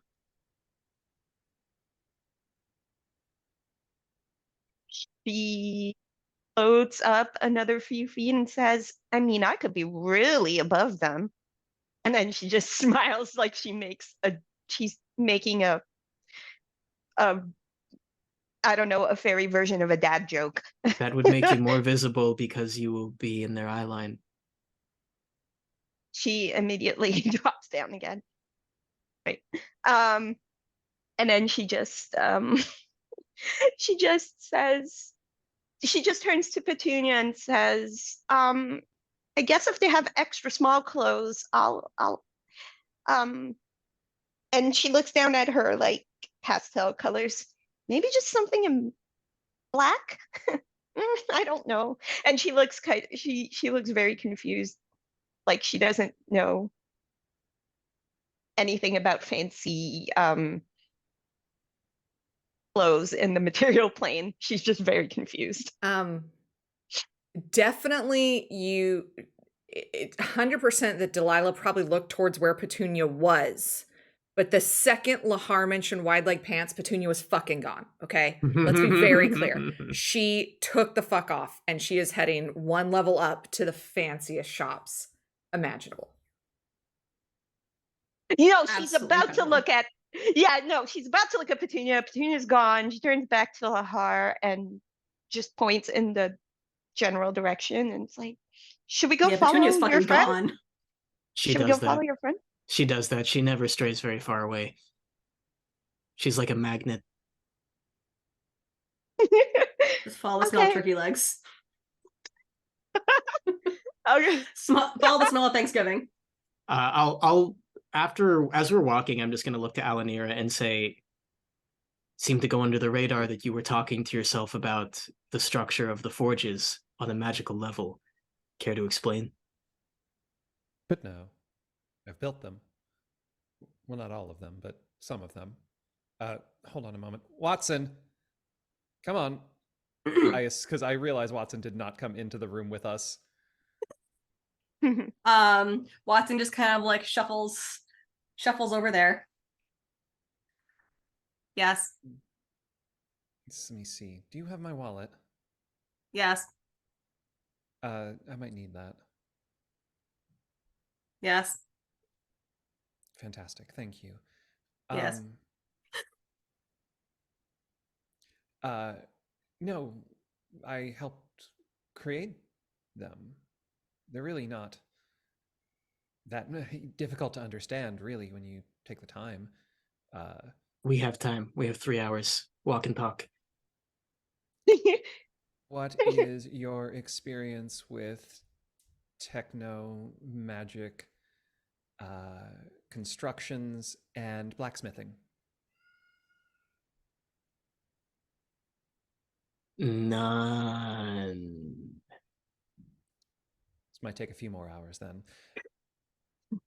And she is going to launch into like a step-by-step dissertation of like where, like how you build the thing, like where you go to, like how you find the places. Like you have to find a place that is specifically across different ley lines. It is part of, we don't quite understand why, but we know that it is necessary to do. It is one of the first things that is required in finding the location, and then you have to align that location with a safe place in terms of city limits. We set specific rules and regulations about that, given a catastrophic failure of one of the early models that quickly caused multiple thousands of gold worth of property damage in the span of an instant. Such a thing was too much to worry about. Am I losing? Has it ever caused damage to living beings? The creation of these things, the melding of them, the crashing of Magitech into Magitech. You see her kind of like rotate her shoulder for a second. Yes and no. Lahar, still sleeveless at this point, points to their glowing blue tattoos and their shadow that every few seconds just flickers very briefly. Me too. Oh, that is Del- fascinating. Delilah just goes, "Whoa." Uh, uh, Watson, pen, Yes. notebook. Yes. Do you mind? That entirely depends on what you're going to do right now. She takes out a small like magnifying glass, and without like touching, she just kind of like looks over the tattoo a little bit. And as Alanir is looking it over, Lahar will just say, I have the ability to do what is ostensibly a Misty Step spell, more or less at will, because I got caught up in a particle experiment. And I woke up with these. And I cannot give you any more information besides that, but it feels pertinent. Particulate disassembly based Make- on Make an Arcana check. Or if you have, yeah, we'll say Arcana check. Okay. I would like to do Arcana.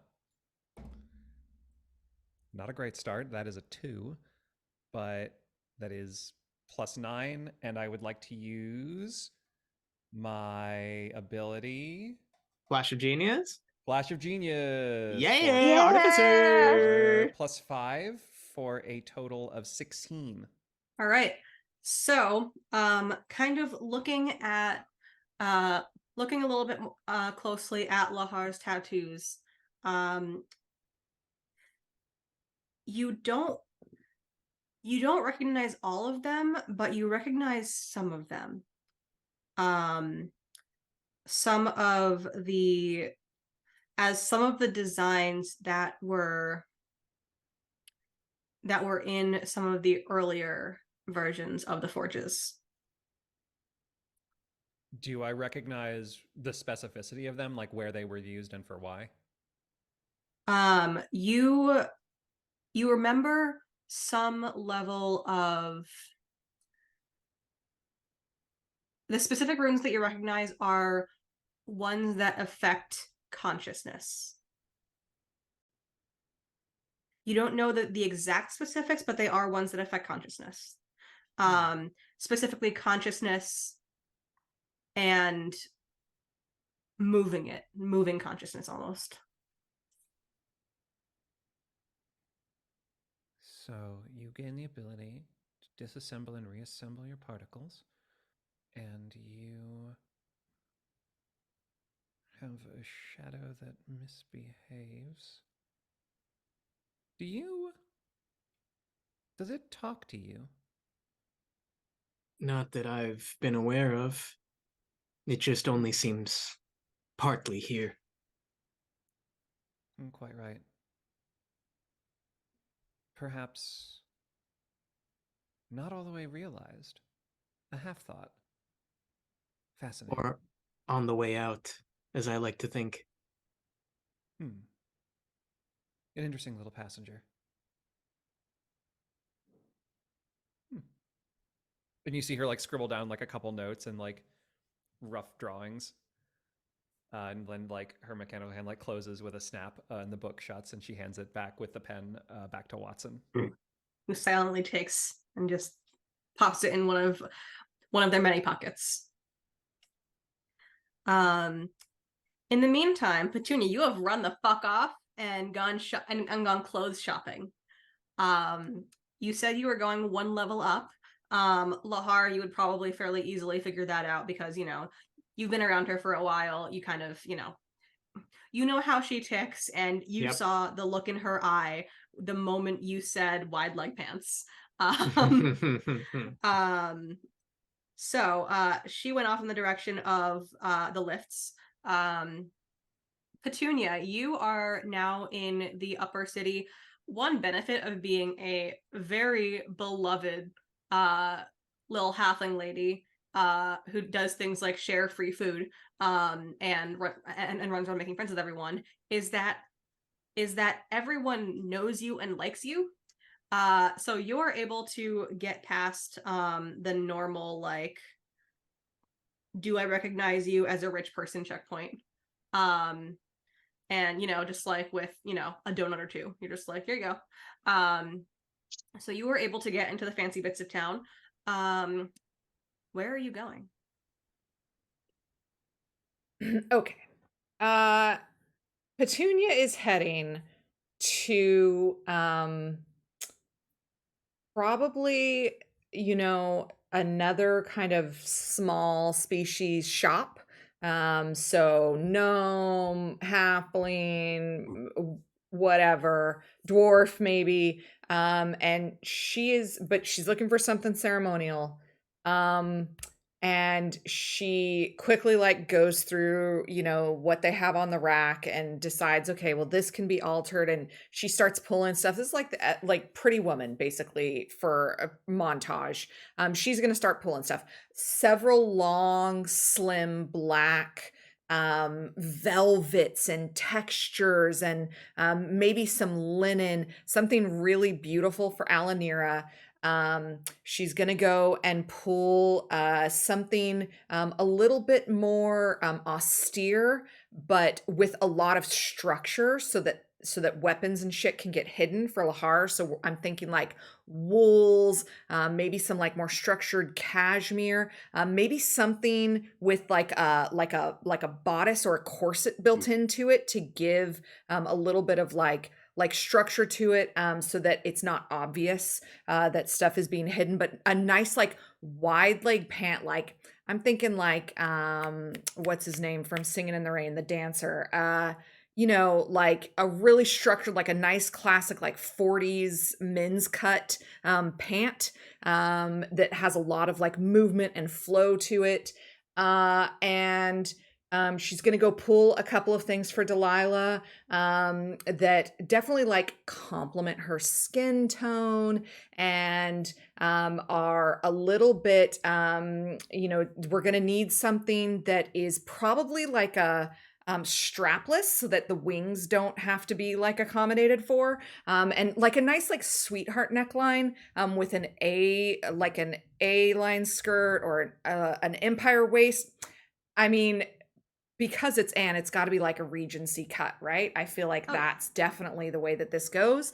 And then for herself, like there is one dress that she has had her eye on, and it is a floral print, and it is wider than she is tall, and it makes so much noise because of all of the layers of organza and tulle that make up this dress. And it is the most like I'm like Kaylee from Firefly. It is a layer cake of a dress. She doesn't even bother to try anything else on. She knows exactly what it is for her, and by the time the rest of them get there, she's got like fitting rooms laid out for everybody. She's sitting on the little settee couch with like some champagne, and she's like, all right, let's go. And she's already been in contact with like the hair and makeup folks also to come over and do what needs doing. We're at a full service makeover place. This is a Princess Diaries montage. This is the best day of her life. Yeah, you are absolutely at like a full service makeover place. It is a family owned business that you have catered for before. So they know you, they love you. They're even waiving some of the custom tailoring fees for you. I have a question about something before Petunia starts dropping gold on some of this custom stuff. Jen, the enlarge part of the reduce enlarge spell, does that also enlarge what Lila would be wearing if she used it on herself? Yes. I am saying for the sake of not like fucking Hulk ripping your shirt, yes. Okay. And then could I also say that I had specified to Petunia that Delilah likes the option of tucking her wings to Yes. like them as a practicality thing?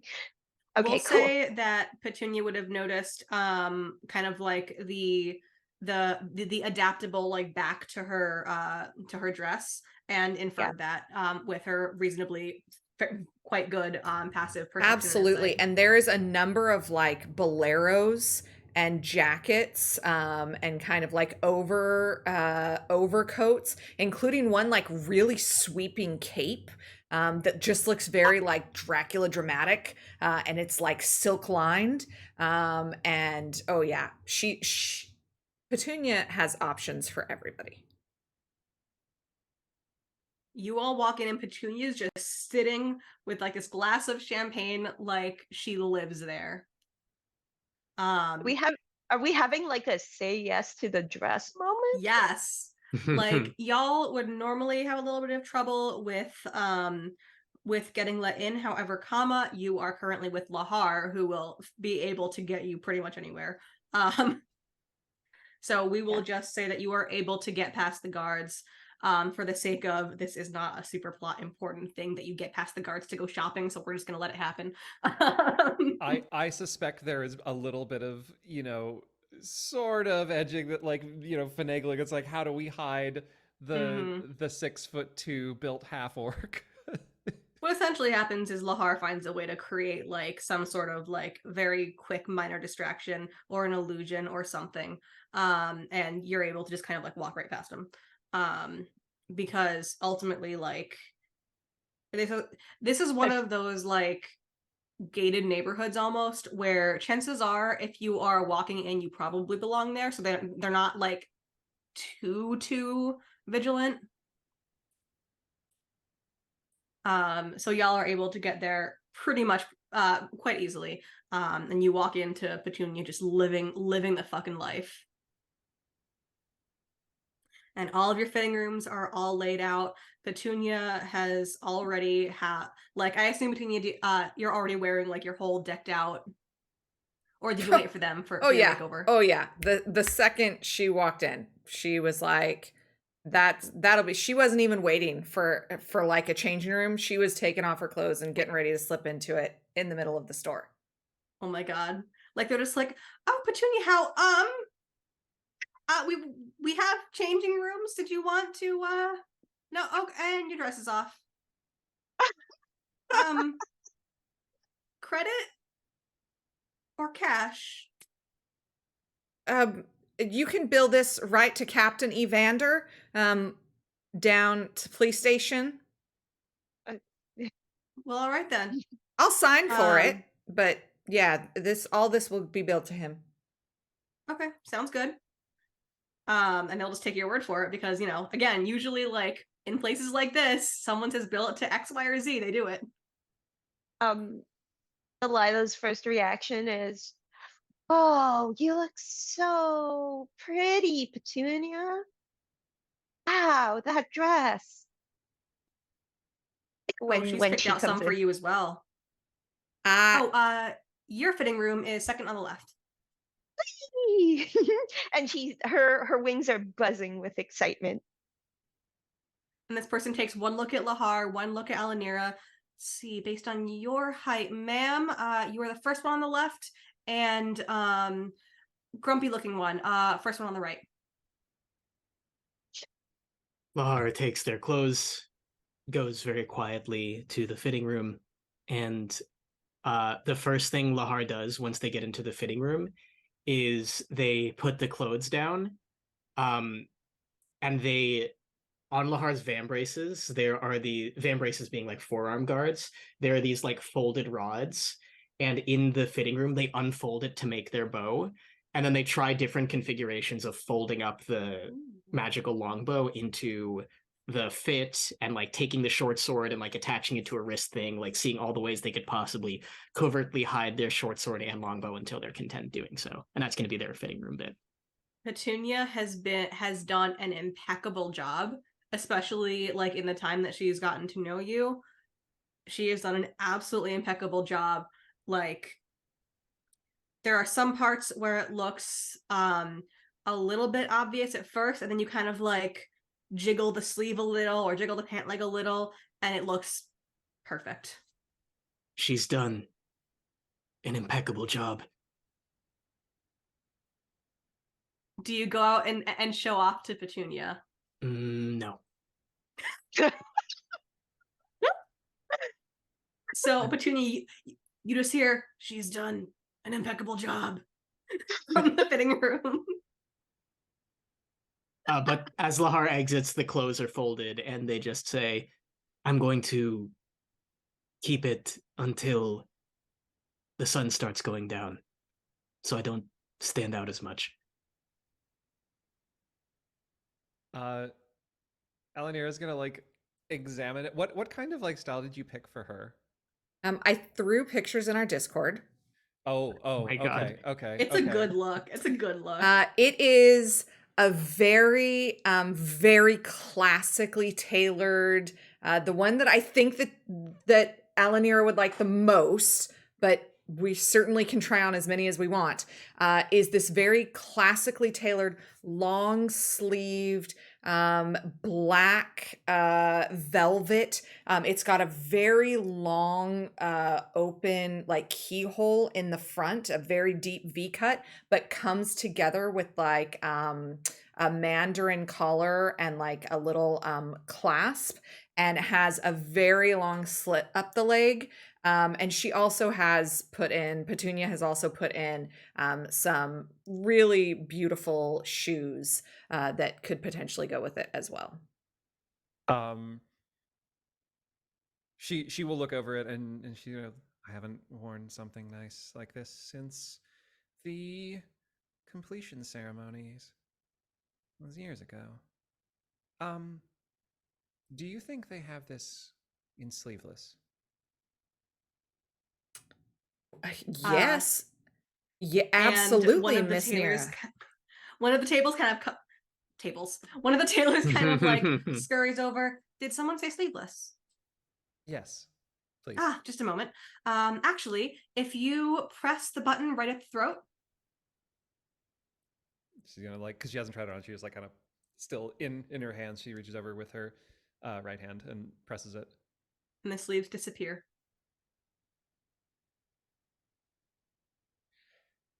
Oh, that's marvelous. How did you do that? If you double tap, it's a half sleeve. She's like now has like started like examining the collar itself, and if you triple tap, it takes a screenshot. Oh my God. Amazing. Oh, what now? And she has like reached back. She's like reached over to Watson for her magnifying glass again. Has now started like examining the collar. And you see, make an investigation check for me. I should be good at these, right? Yeah. Should be good at these. That's a 4, but still +9. Great. So 13. So here's the thing. You are very practiced in the art of artificery, considering you are, in fact, an artificer. You are able to see with the magnifying glass. You start by looking on the collar, and you're not seeing anything. And then you shift your attention to the button, like that button that secures the bit up the throat. And on the back of the button, you see tiny little runes that appear to be a kind of like almost like a transfiguration type rune. Oh, this is stitched so well in there. You almost don't notice it at all. It is of the finest Onderan quality. Truly. Made directly in Fairhaven, which is the capital of Onder. Sorry, I had another character from a different game from Fairhaven that makes me chuckle a little bit. Oh, we love it. We love to hear it. So she kind of like takes it and it's like, lovely. I will, Watson, come. We're going to get out the Warhammer, and and she's gonna walk into the dressing room. I'm sorry, the what? She has a Warhammer. Casual Warhammer. So this robot trails behind you, takes out your vicious Warhammer. It goes chunk, chunk, chunk, chunk, chunk, chunk. through the curtains, turns, and then carefully with two of its fingers grabs the curtain and very slowly tugs it shut so as to not break anything. She You all hear is chunk chunk chunk chunk as it turns around. she's going to put the dress on. She's going to once she has it on, she's going to check the different sleeve configurations for a moment. Sleeveless, full sleeve, half sleeve. Yes, and she's going to look at each of them, and she's going to settle on sleeveless, very definitively. And then she takes the warhammer, and she's like trying to figure out if there is any way that she can hide this thing in this dress. And she's like staring at it for a minute, and she like pokes her head back through the curtains, like, "Do you have perhaps a coat, jacket?" Certainly. Are you hiding the robot or the hammer? The hiding. I assume you want to cover it up so people don't, freak out when they see you. The hammer. I want to make a Dr. Horrible reference so badly. I really want to. Well, we certainly have jackets, we have coats, we have ceremonial cloaks. One more thing. Twist the button. She reaches up and gives it a little bit of a twist. And as you twist to your left, you feel the skirt, the slit on the skirt closes. Ooh. And then as you twist it back up, it reopens. So that would be a reasonable, it's a very adaptable dress. I can see. Do you have to hide warhammers often? No. Sometimes the occasional sword, if someone wishes to walk around with a ceremonial sword without alarming anyone. Sometimes we get an overly cautious noble attending a ball, Mm-hmm. especially in times of political strife.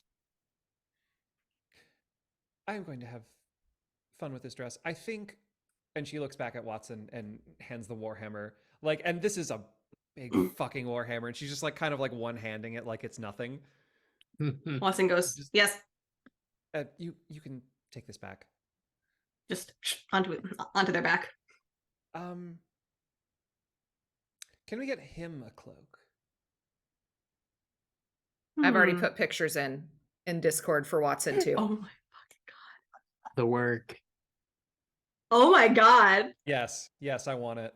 Yeah. All right. Petunia is already on it, friend. Look, everybody is getting clothes. Captain Evander did not say that Watson could not be part of this group. And so she has picked out this very shiny, silvery thread embroidered, long duster jacket almost, with kind of a pattern that you would expect to see of like Las Vegas wallpaper. But it's got capris. They're not like a full length pant. They're very high fashion. And they kind of, they're kind of like calf length almost on this robot, with a very fancy kind of ruffled, almost like a wizard or a pirate shirt. It's got like all the ruffles on it. And it goes into like a high black, sheer scarf necktie that's like very tightly around, yeah, a nice cummerbund, I think also. I love it. And this absolutely, it fits Watson like a fucking glove, with plenty of room for the hammer to hide underneath. And Watson just hear chunk, chunk, chunk, chunk, chunk as they do like a little, like a very slow twirl. Chunk, chunk, chunk, chunk, chunk, chunk, chunk, chunk, chunk. And looks at Alanira. Yes.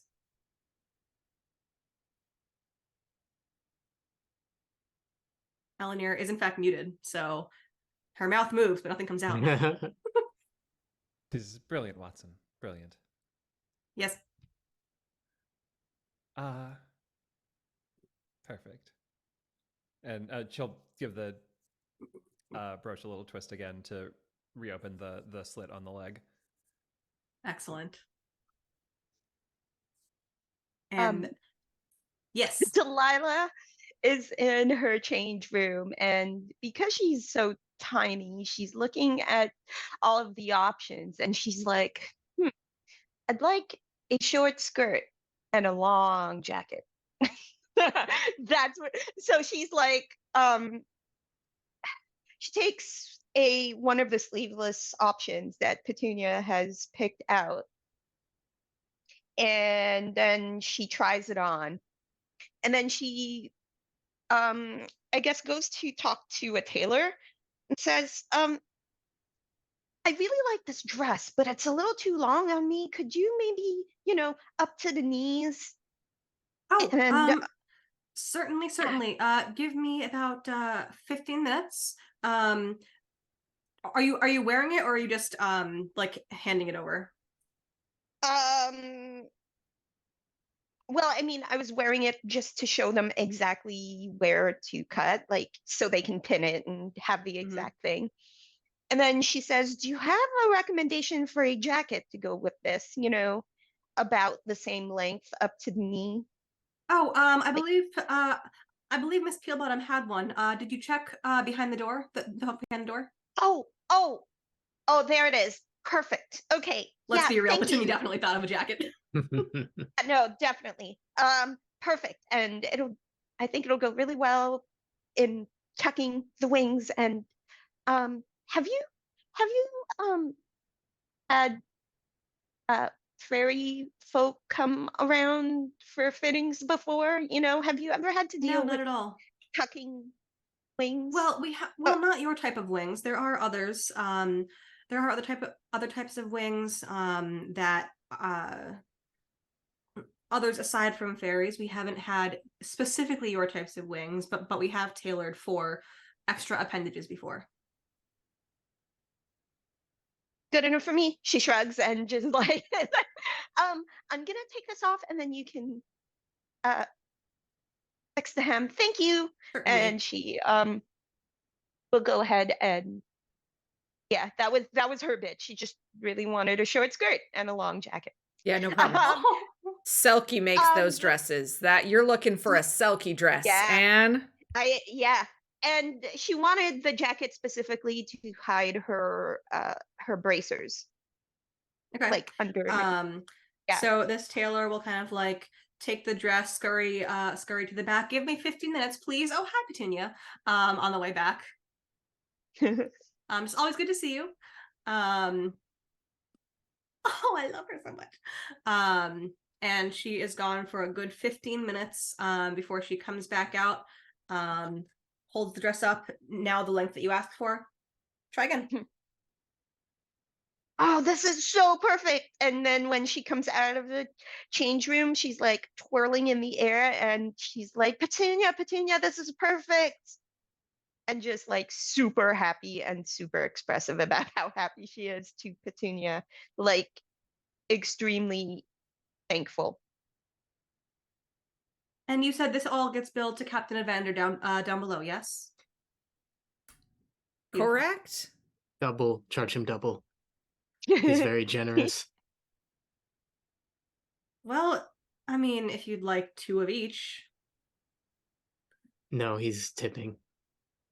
Hey, wait! I could get another one, and Delilah's doing like she's got like the fairy zoomies with the dress around the area, and she's like, she's like, well, normally we don't really do that without an authorization or a signed, but it's Petunia. And she just like walks off. She'll bring you a second dress, Delilah. Would you like the same color or a different color? Well, okay, so the first one she's wearing's like a light pastel pink. She's like, do you have one in like like a mustard color, like a light yellow? Like And Dijon or normal? normal's well, whichever one's not as bright. I'm trying to not wear as much Dijon bright it yellow. is. Dijon it Okay, is. thanks. And she scurries off and comes back with it with the exact same dress, the exact same size, exact same length. This one a nice mustard yellow. And looks over at the other three of you, Petunia, Lahar, and Alanira. And you said that the captain would be tipping the amounts of each of your garments. You know, Oh I my. mean, he just wants what's best for the people of Eberron, and since you're one of them people, he'll, you know, he just wants what's best for you. I can sign to authorize it, and he'll pay for it. Sarah is doing her best to say absolutely nothing, and is in fact having her hand just kind of like cover her face so that no one can see her reacting to it because she is a horrific liar. We'll say that you are getting your makeup done in the next room. You've just been shuffled off now that your makeover is complete. You've been shuffled off to the next room for makeup because Petunia has ordered the full gala treatment for all of you. And you can like kind of hear it from the next room, but you know, like not so much that you can't, you know, cackle and, you know. Is that your second dress, Petunia? Yeah, absolutely. If Fucking Lahar amazing. has It the looks very like bright confetti. idea of having two, well, I mean, look, I was born at night. It wasn't last night. I know what I'm doing. So I'm gonna go. And there is something that is just covered in bespoke hand cut flowers of every size, shape, texture, and color. And absolutely, she is gonna go back and come back out flouncing in this. This is about to be the everyday dress. The other one's the more formal dress, but this is the everyday dress for sure. And so she's gonna come out in this one, just to, you know, go around town and nice little, you know, it's not at all inconspicuous, but you know what Lahar said is true. The easiest way to be for them to be sneaky is for Petunia to do what she does best, which is, you know, to meet people and talk to people. And when you wear something like this, people definitely want to talk to you, or they want to say something maybe. So you could talk to them real easy. And so, you know, this is what she goes out in. Fucking amazing. Yeah. I absolutely love it. And once you have your second dress, they ooh and ah a little bit because you look fucking amazing in it. And then they shuffle you off to your makeup fun. Lahar, Delilah, you are also shuffled off to get your makeup done. Lahar, is there anything else that you would like to do? Do you want to bill the price of the second garment to the captain, or do you want a second garment? Just gonna bill it. I don't need a second garment. All right. In that case, you are also shuffled off to the makeup department for your makeovers. You're all just like lined up in chairs right next to each other.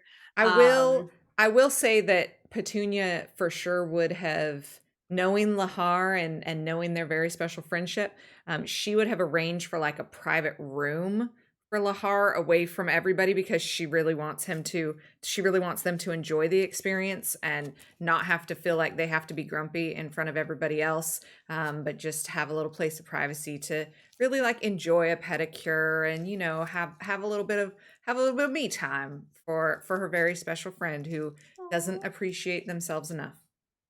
So Lahar, you get the private suite, Sweet which silence. is sweet. Laugh. So you get the private suite. Yeah, exactly. And you all get the full treatment. We're talking like cucumbers over the eyes, like foot massage, all that shit. Lahar, how you feeling?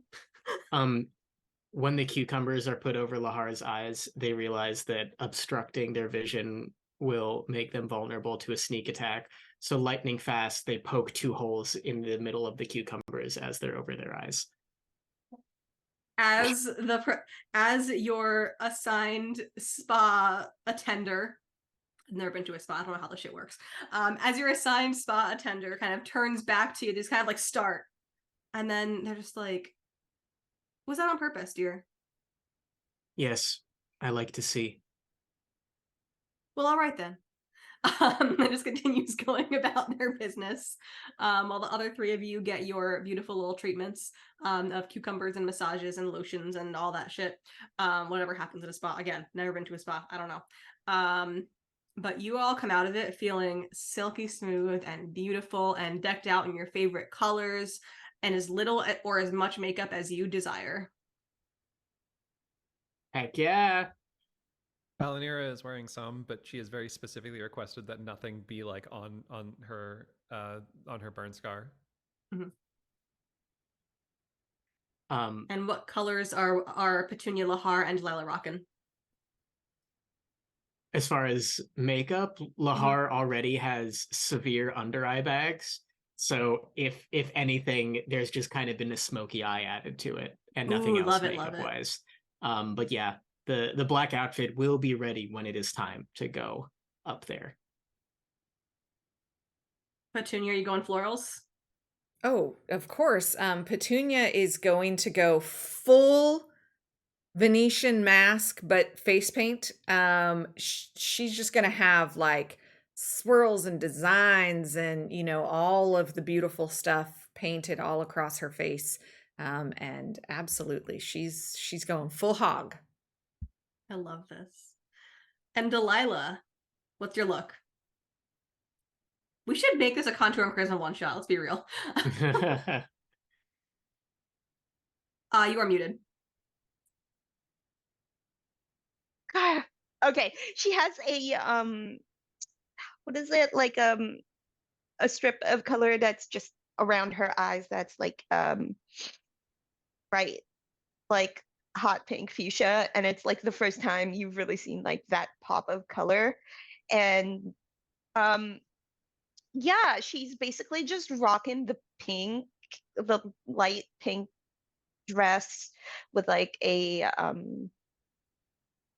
silver shimmery jacket over top of it, long sleeves all the way down, and she's just like feeling real awesome, and she's floating around, and she's just like, I haven't looked this good and like since graduation. And she's floating around all excited because she really enjoys dressing up.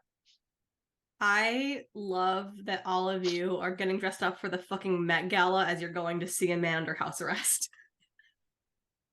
It's important I love that. for the fans. Totally. And you of course get the oohs and the ahs as soon as you step out. The entire shop. It's like a boutique, so like it's a small little place. And it is not cheap. Again, they import from Ondair. Like it is not cheap. And you know, like Alanira has her like super fancy like button dress. That shit not cheap. However, it is affordable for people up here. Is there anything else that you all want to do while you are in this shop? Y'all have blown through about 2 hours of time. I think That's hungry. That's hungry. I was going hungry. to say we could plan strategically, but I suppose fueling up is good too.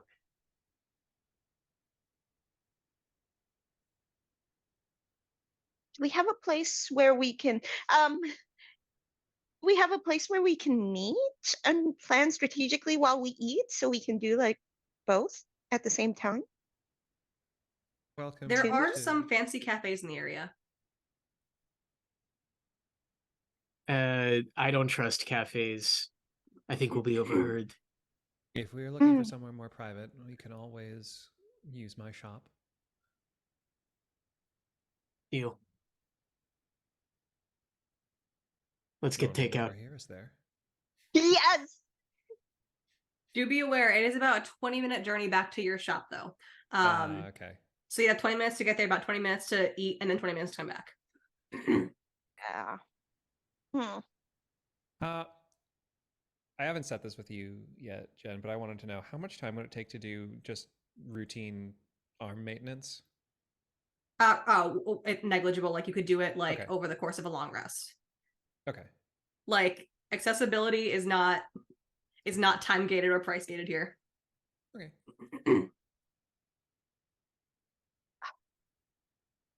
Well, you know, I know some people. I know lots of people, but I do know some people closer by if we're looking.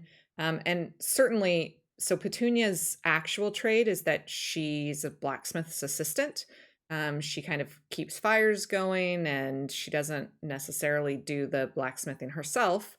But she would certainly have like come around to light people's furnaces and shit.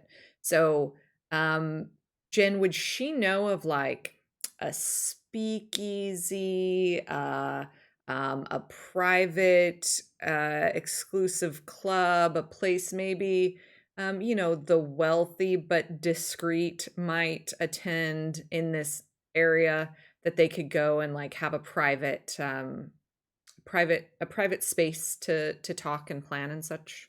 Yeah, absolutely. So there are actually cafes in the business quarter of this level that actually have reservable private rooms that are magically sound treated so that any like confidential business dealings can be made in them.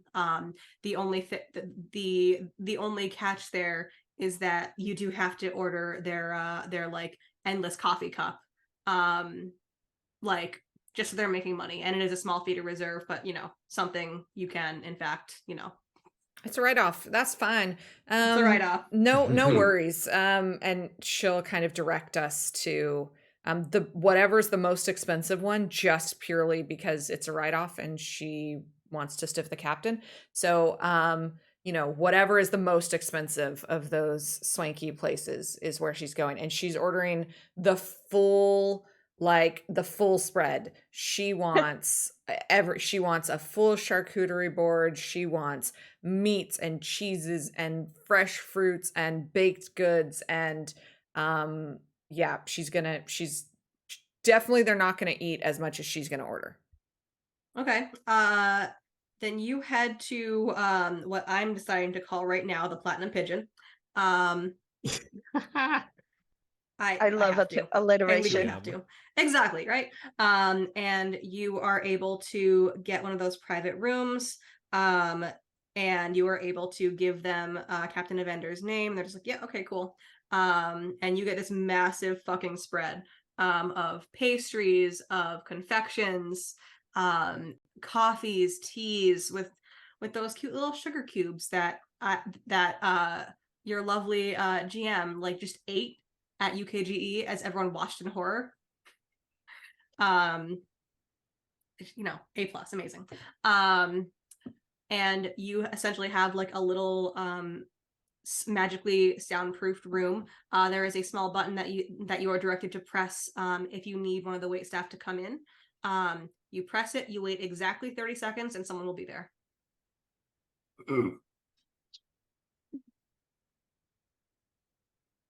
I have a question while we're here and we're like in this private space, and she has like a shoulder bag satchel situation, and she pulls out like a pouch.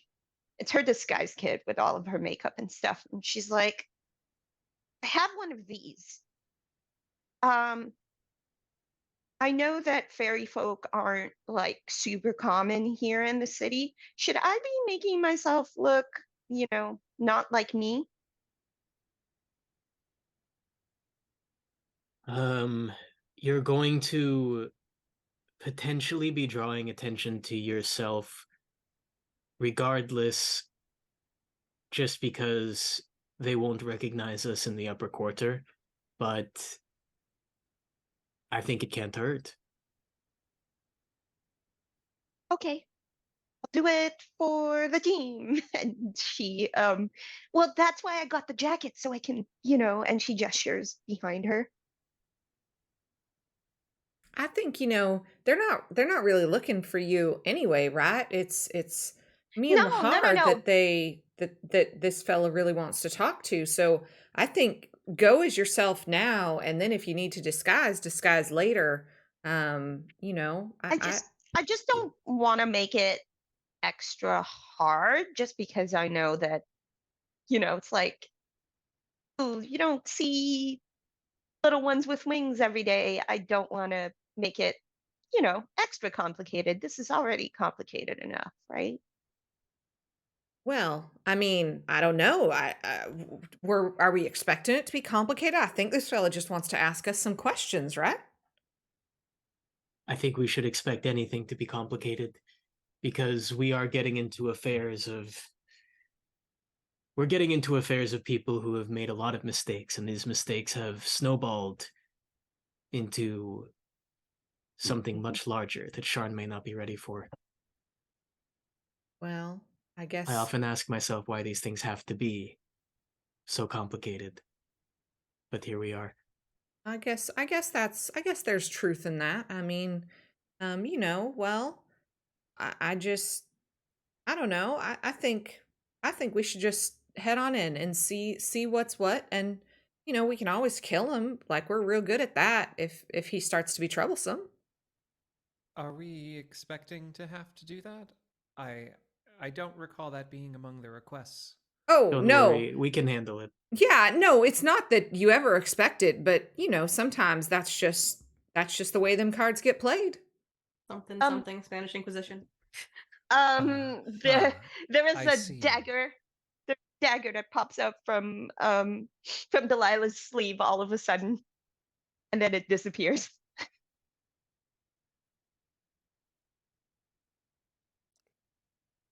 All right.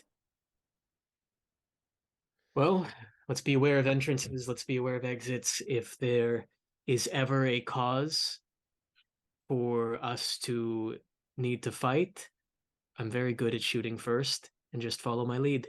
Easy.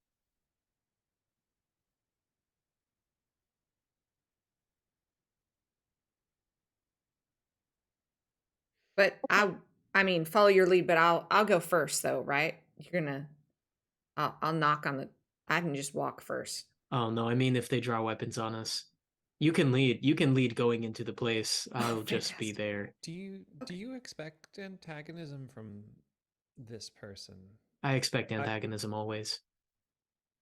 Valid. I understand that I haven't actually asked about this as of yet, but you, as mentioned, you were involved in the stopping of the previous forge that had lit itself somehow. Petunia and I got a little bit wrapped up in it and fought against some Warforged coming in from another plane. From another plane. Yes. That's how I that's why I got involved with it. Things concerning other planes are I just kind of like let the light blue interdimensional energy kind of swish around my fingers of interest to me. Hmm.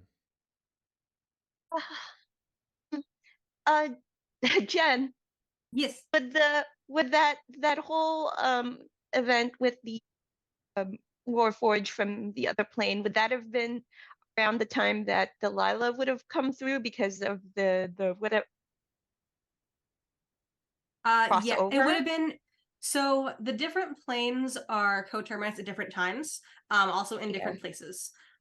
So you during that, particular event, you would have already been in the material plane, but on your way to Sharn. Okay.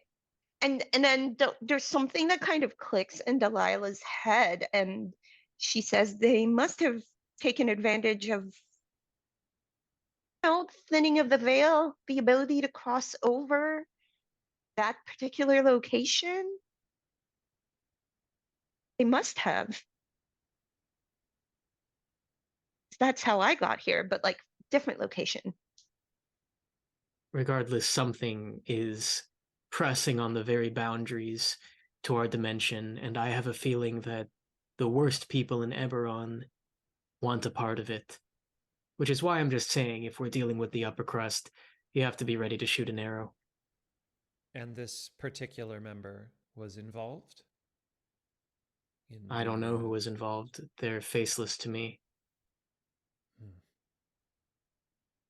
Scientists, more than the people who might have hired them, are the ones that I was familiar with. Well, this particular person we're going to speak to, I'm pretty sure that they were supposed to decommission the forges, but didn't. So maybe they wanted something from them. Someone's making deals somewhere, as the other parties coming in from another plane, they must have negotiated something with them. I don't know. It's hard to tell. Negotiation or taking advantage of them. So I urge you, Delilah, to be careful. Petunia, lead the way.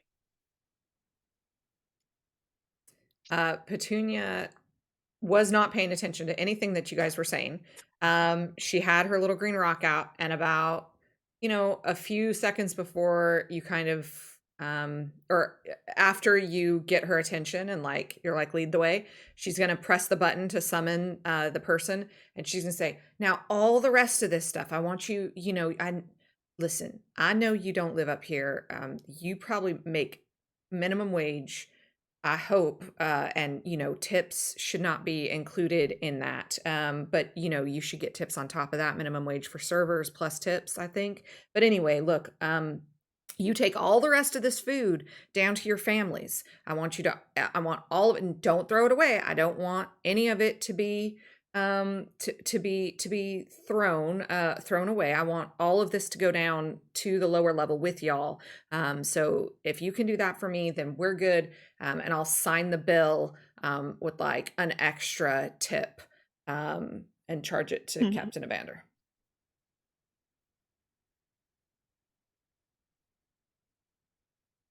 All right. Are you guys heading to the Kenneth house? I think it's that time. Yeah. All right. And you all head to the Kenneth house. And let's be real, between Lahar, Delilah, Petunia, you know the way. Alanira, you kind of follow. Yep. No, she is so heavily out of her little zone right now. Yeah.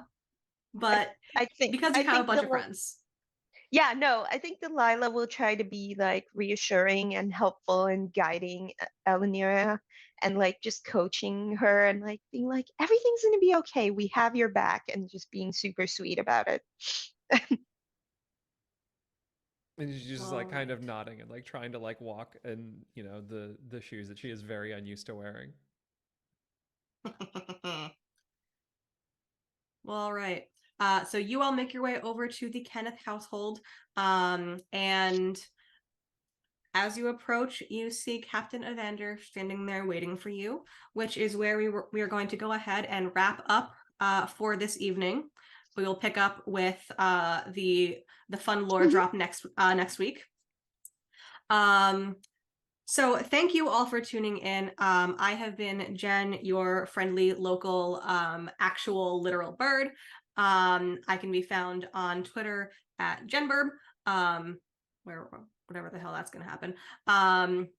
And we're going to go ahead and go in the reverse order. We're going to have a couple of announcements when we're done doing outros, so stick around. In the meantime, Sarah/Petunia, tell us about you. Hey, everybody. My name is Sarah. I'm the CEO here at Girls Run These Worlds. You can catch me exclusively on GRTW for the month of July, where on Monday nights you should come back for Free League Publishing is sponsoring Rangers of the North. It's a Lord of the Rings, all femme or marginalized gender cast, telling stories that you don't normally hear from the Lord of the Rings canon. And we're going to have a lot of fun with that. So come back and join us for that. And then on Thursdays, you can find me. I am the community cleric, and I do an hour-long interview show highlighting people in TTRPG. And my guest next week is Ava, and then Angela, Mo, Rosie, and Jen going into August. We are closing things down in July. We've got a few more weeks of programming, and then we're going to go dark for a week. And you should follow us on all. You should follow me on socials, but you should follow GRTW on socials, because we have some big announcements. We have a lot of casting. We're going to be running 12 shows a week in August and September, and we got a cast for all of those.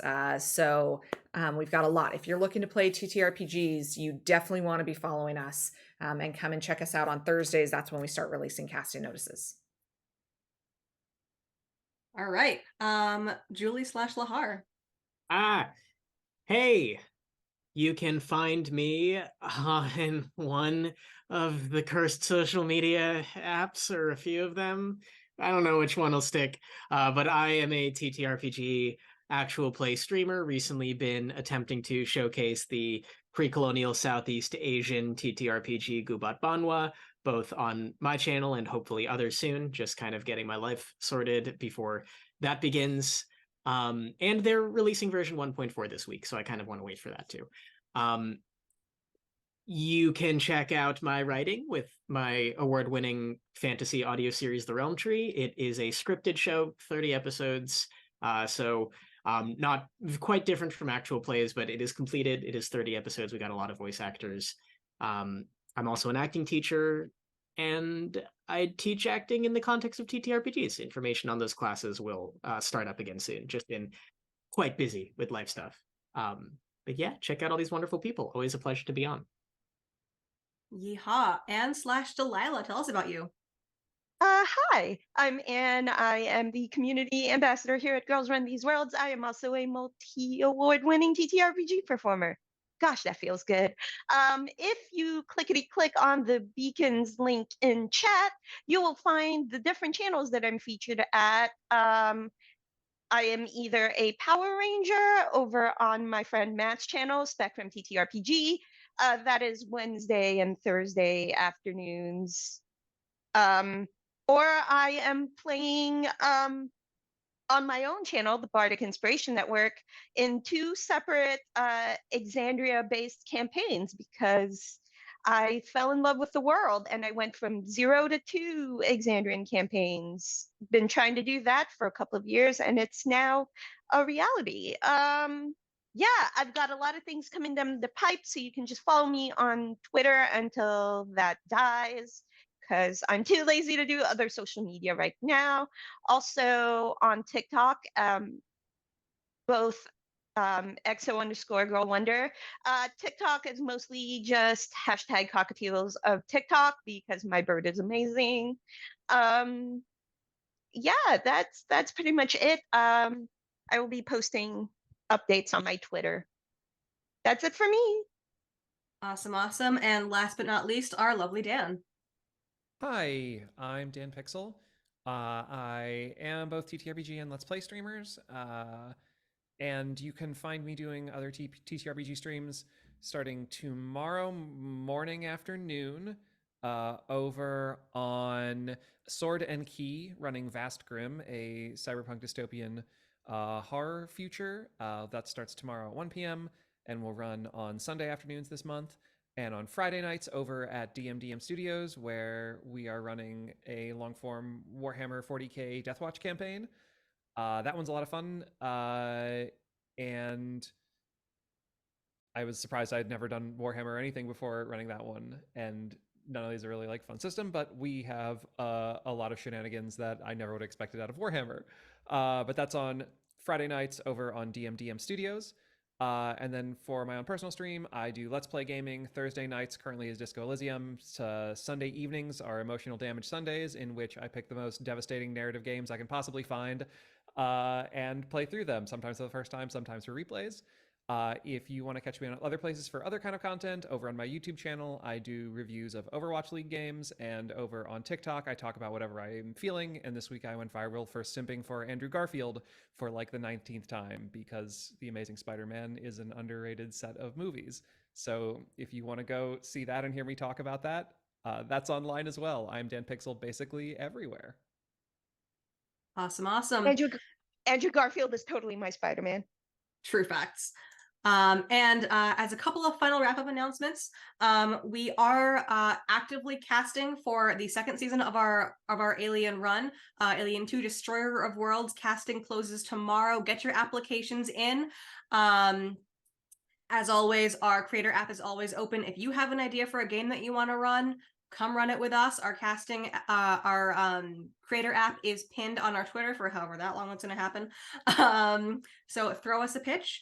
Our next two games are going to be tomorrow morning at 10 a.m. EST, 3 p.m. British time, a game of liminal horror run by our very own the lore mistress, Kat.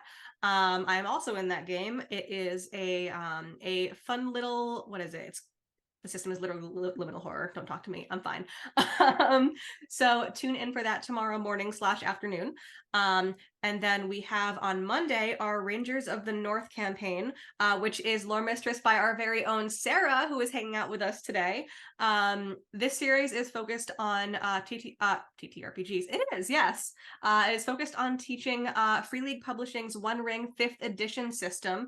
It is essentially a version of the One Ring built to be compatible with 5e for those of you who either don't have the bandwidth or maybe you just like 5e and you like Lord of the Rings as well. So feel free to check that out. That's Monday evening at what time, Sarah? Yep. Evening. Beautiful. US time. We love some good time zones. And wrapping up, we're going to go ahead and send a raid over to our very own Fuzka. So stick around to give Fuzka some support.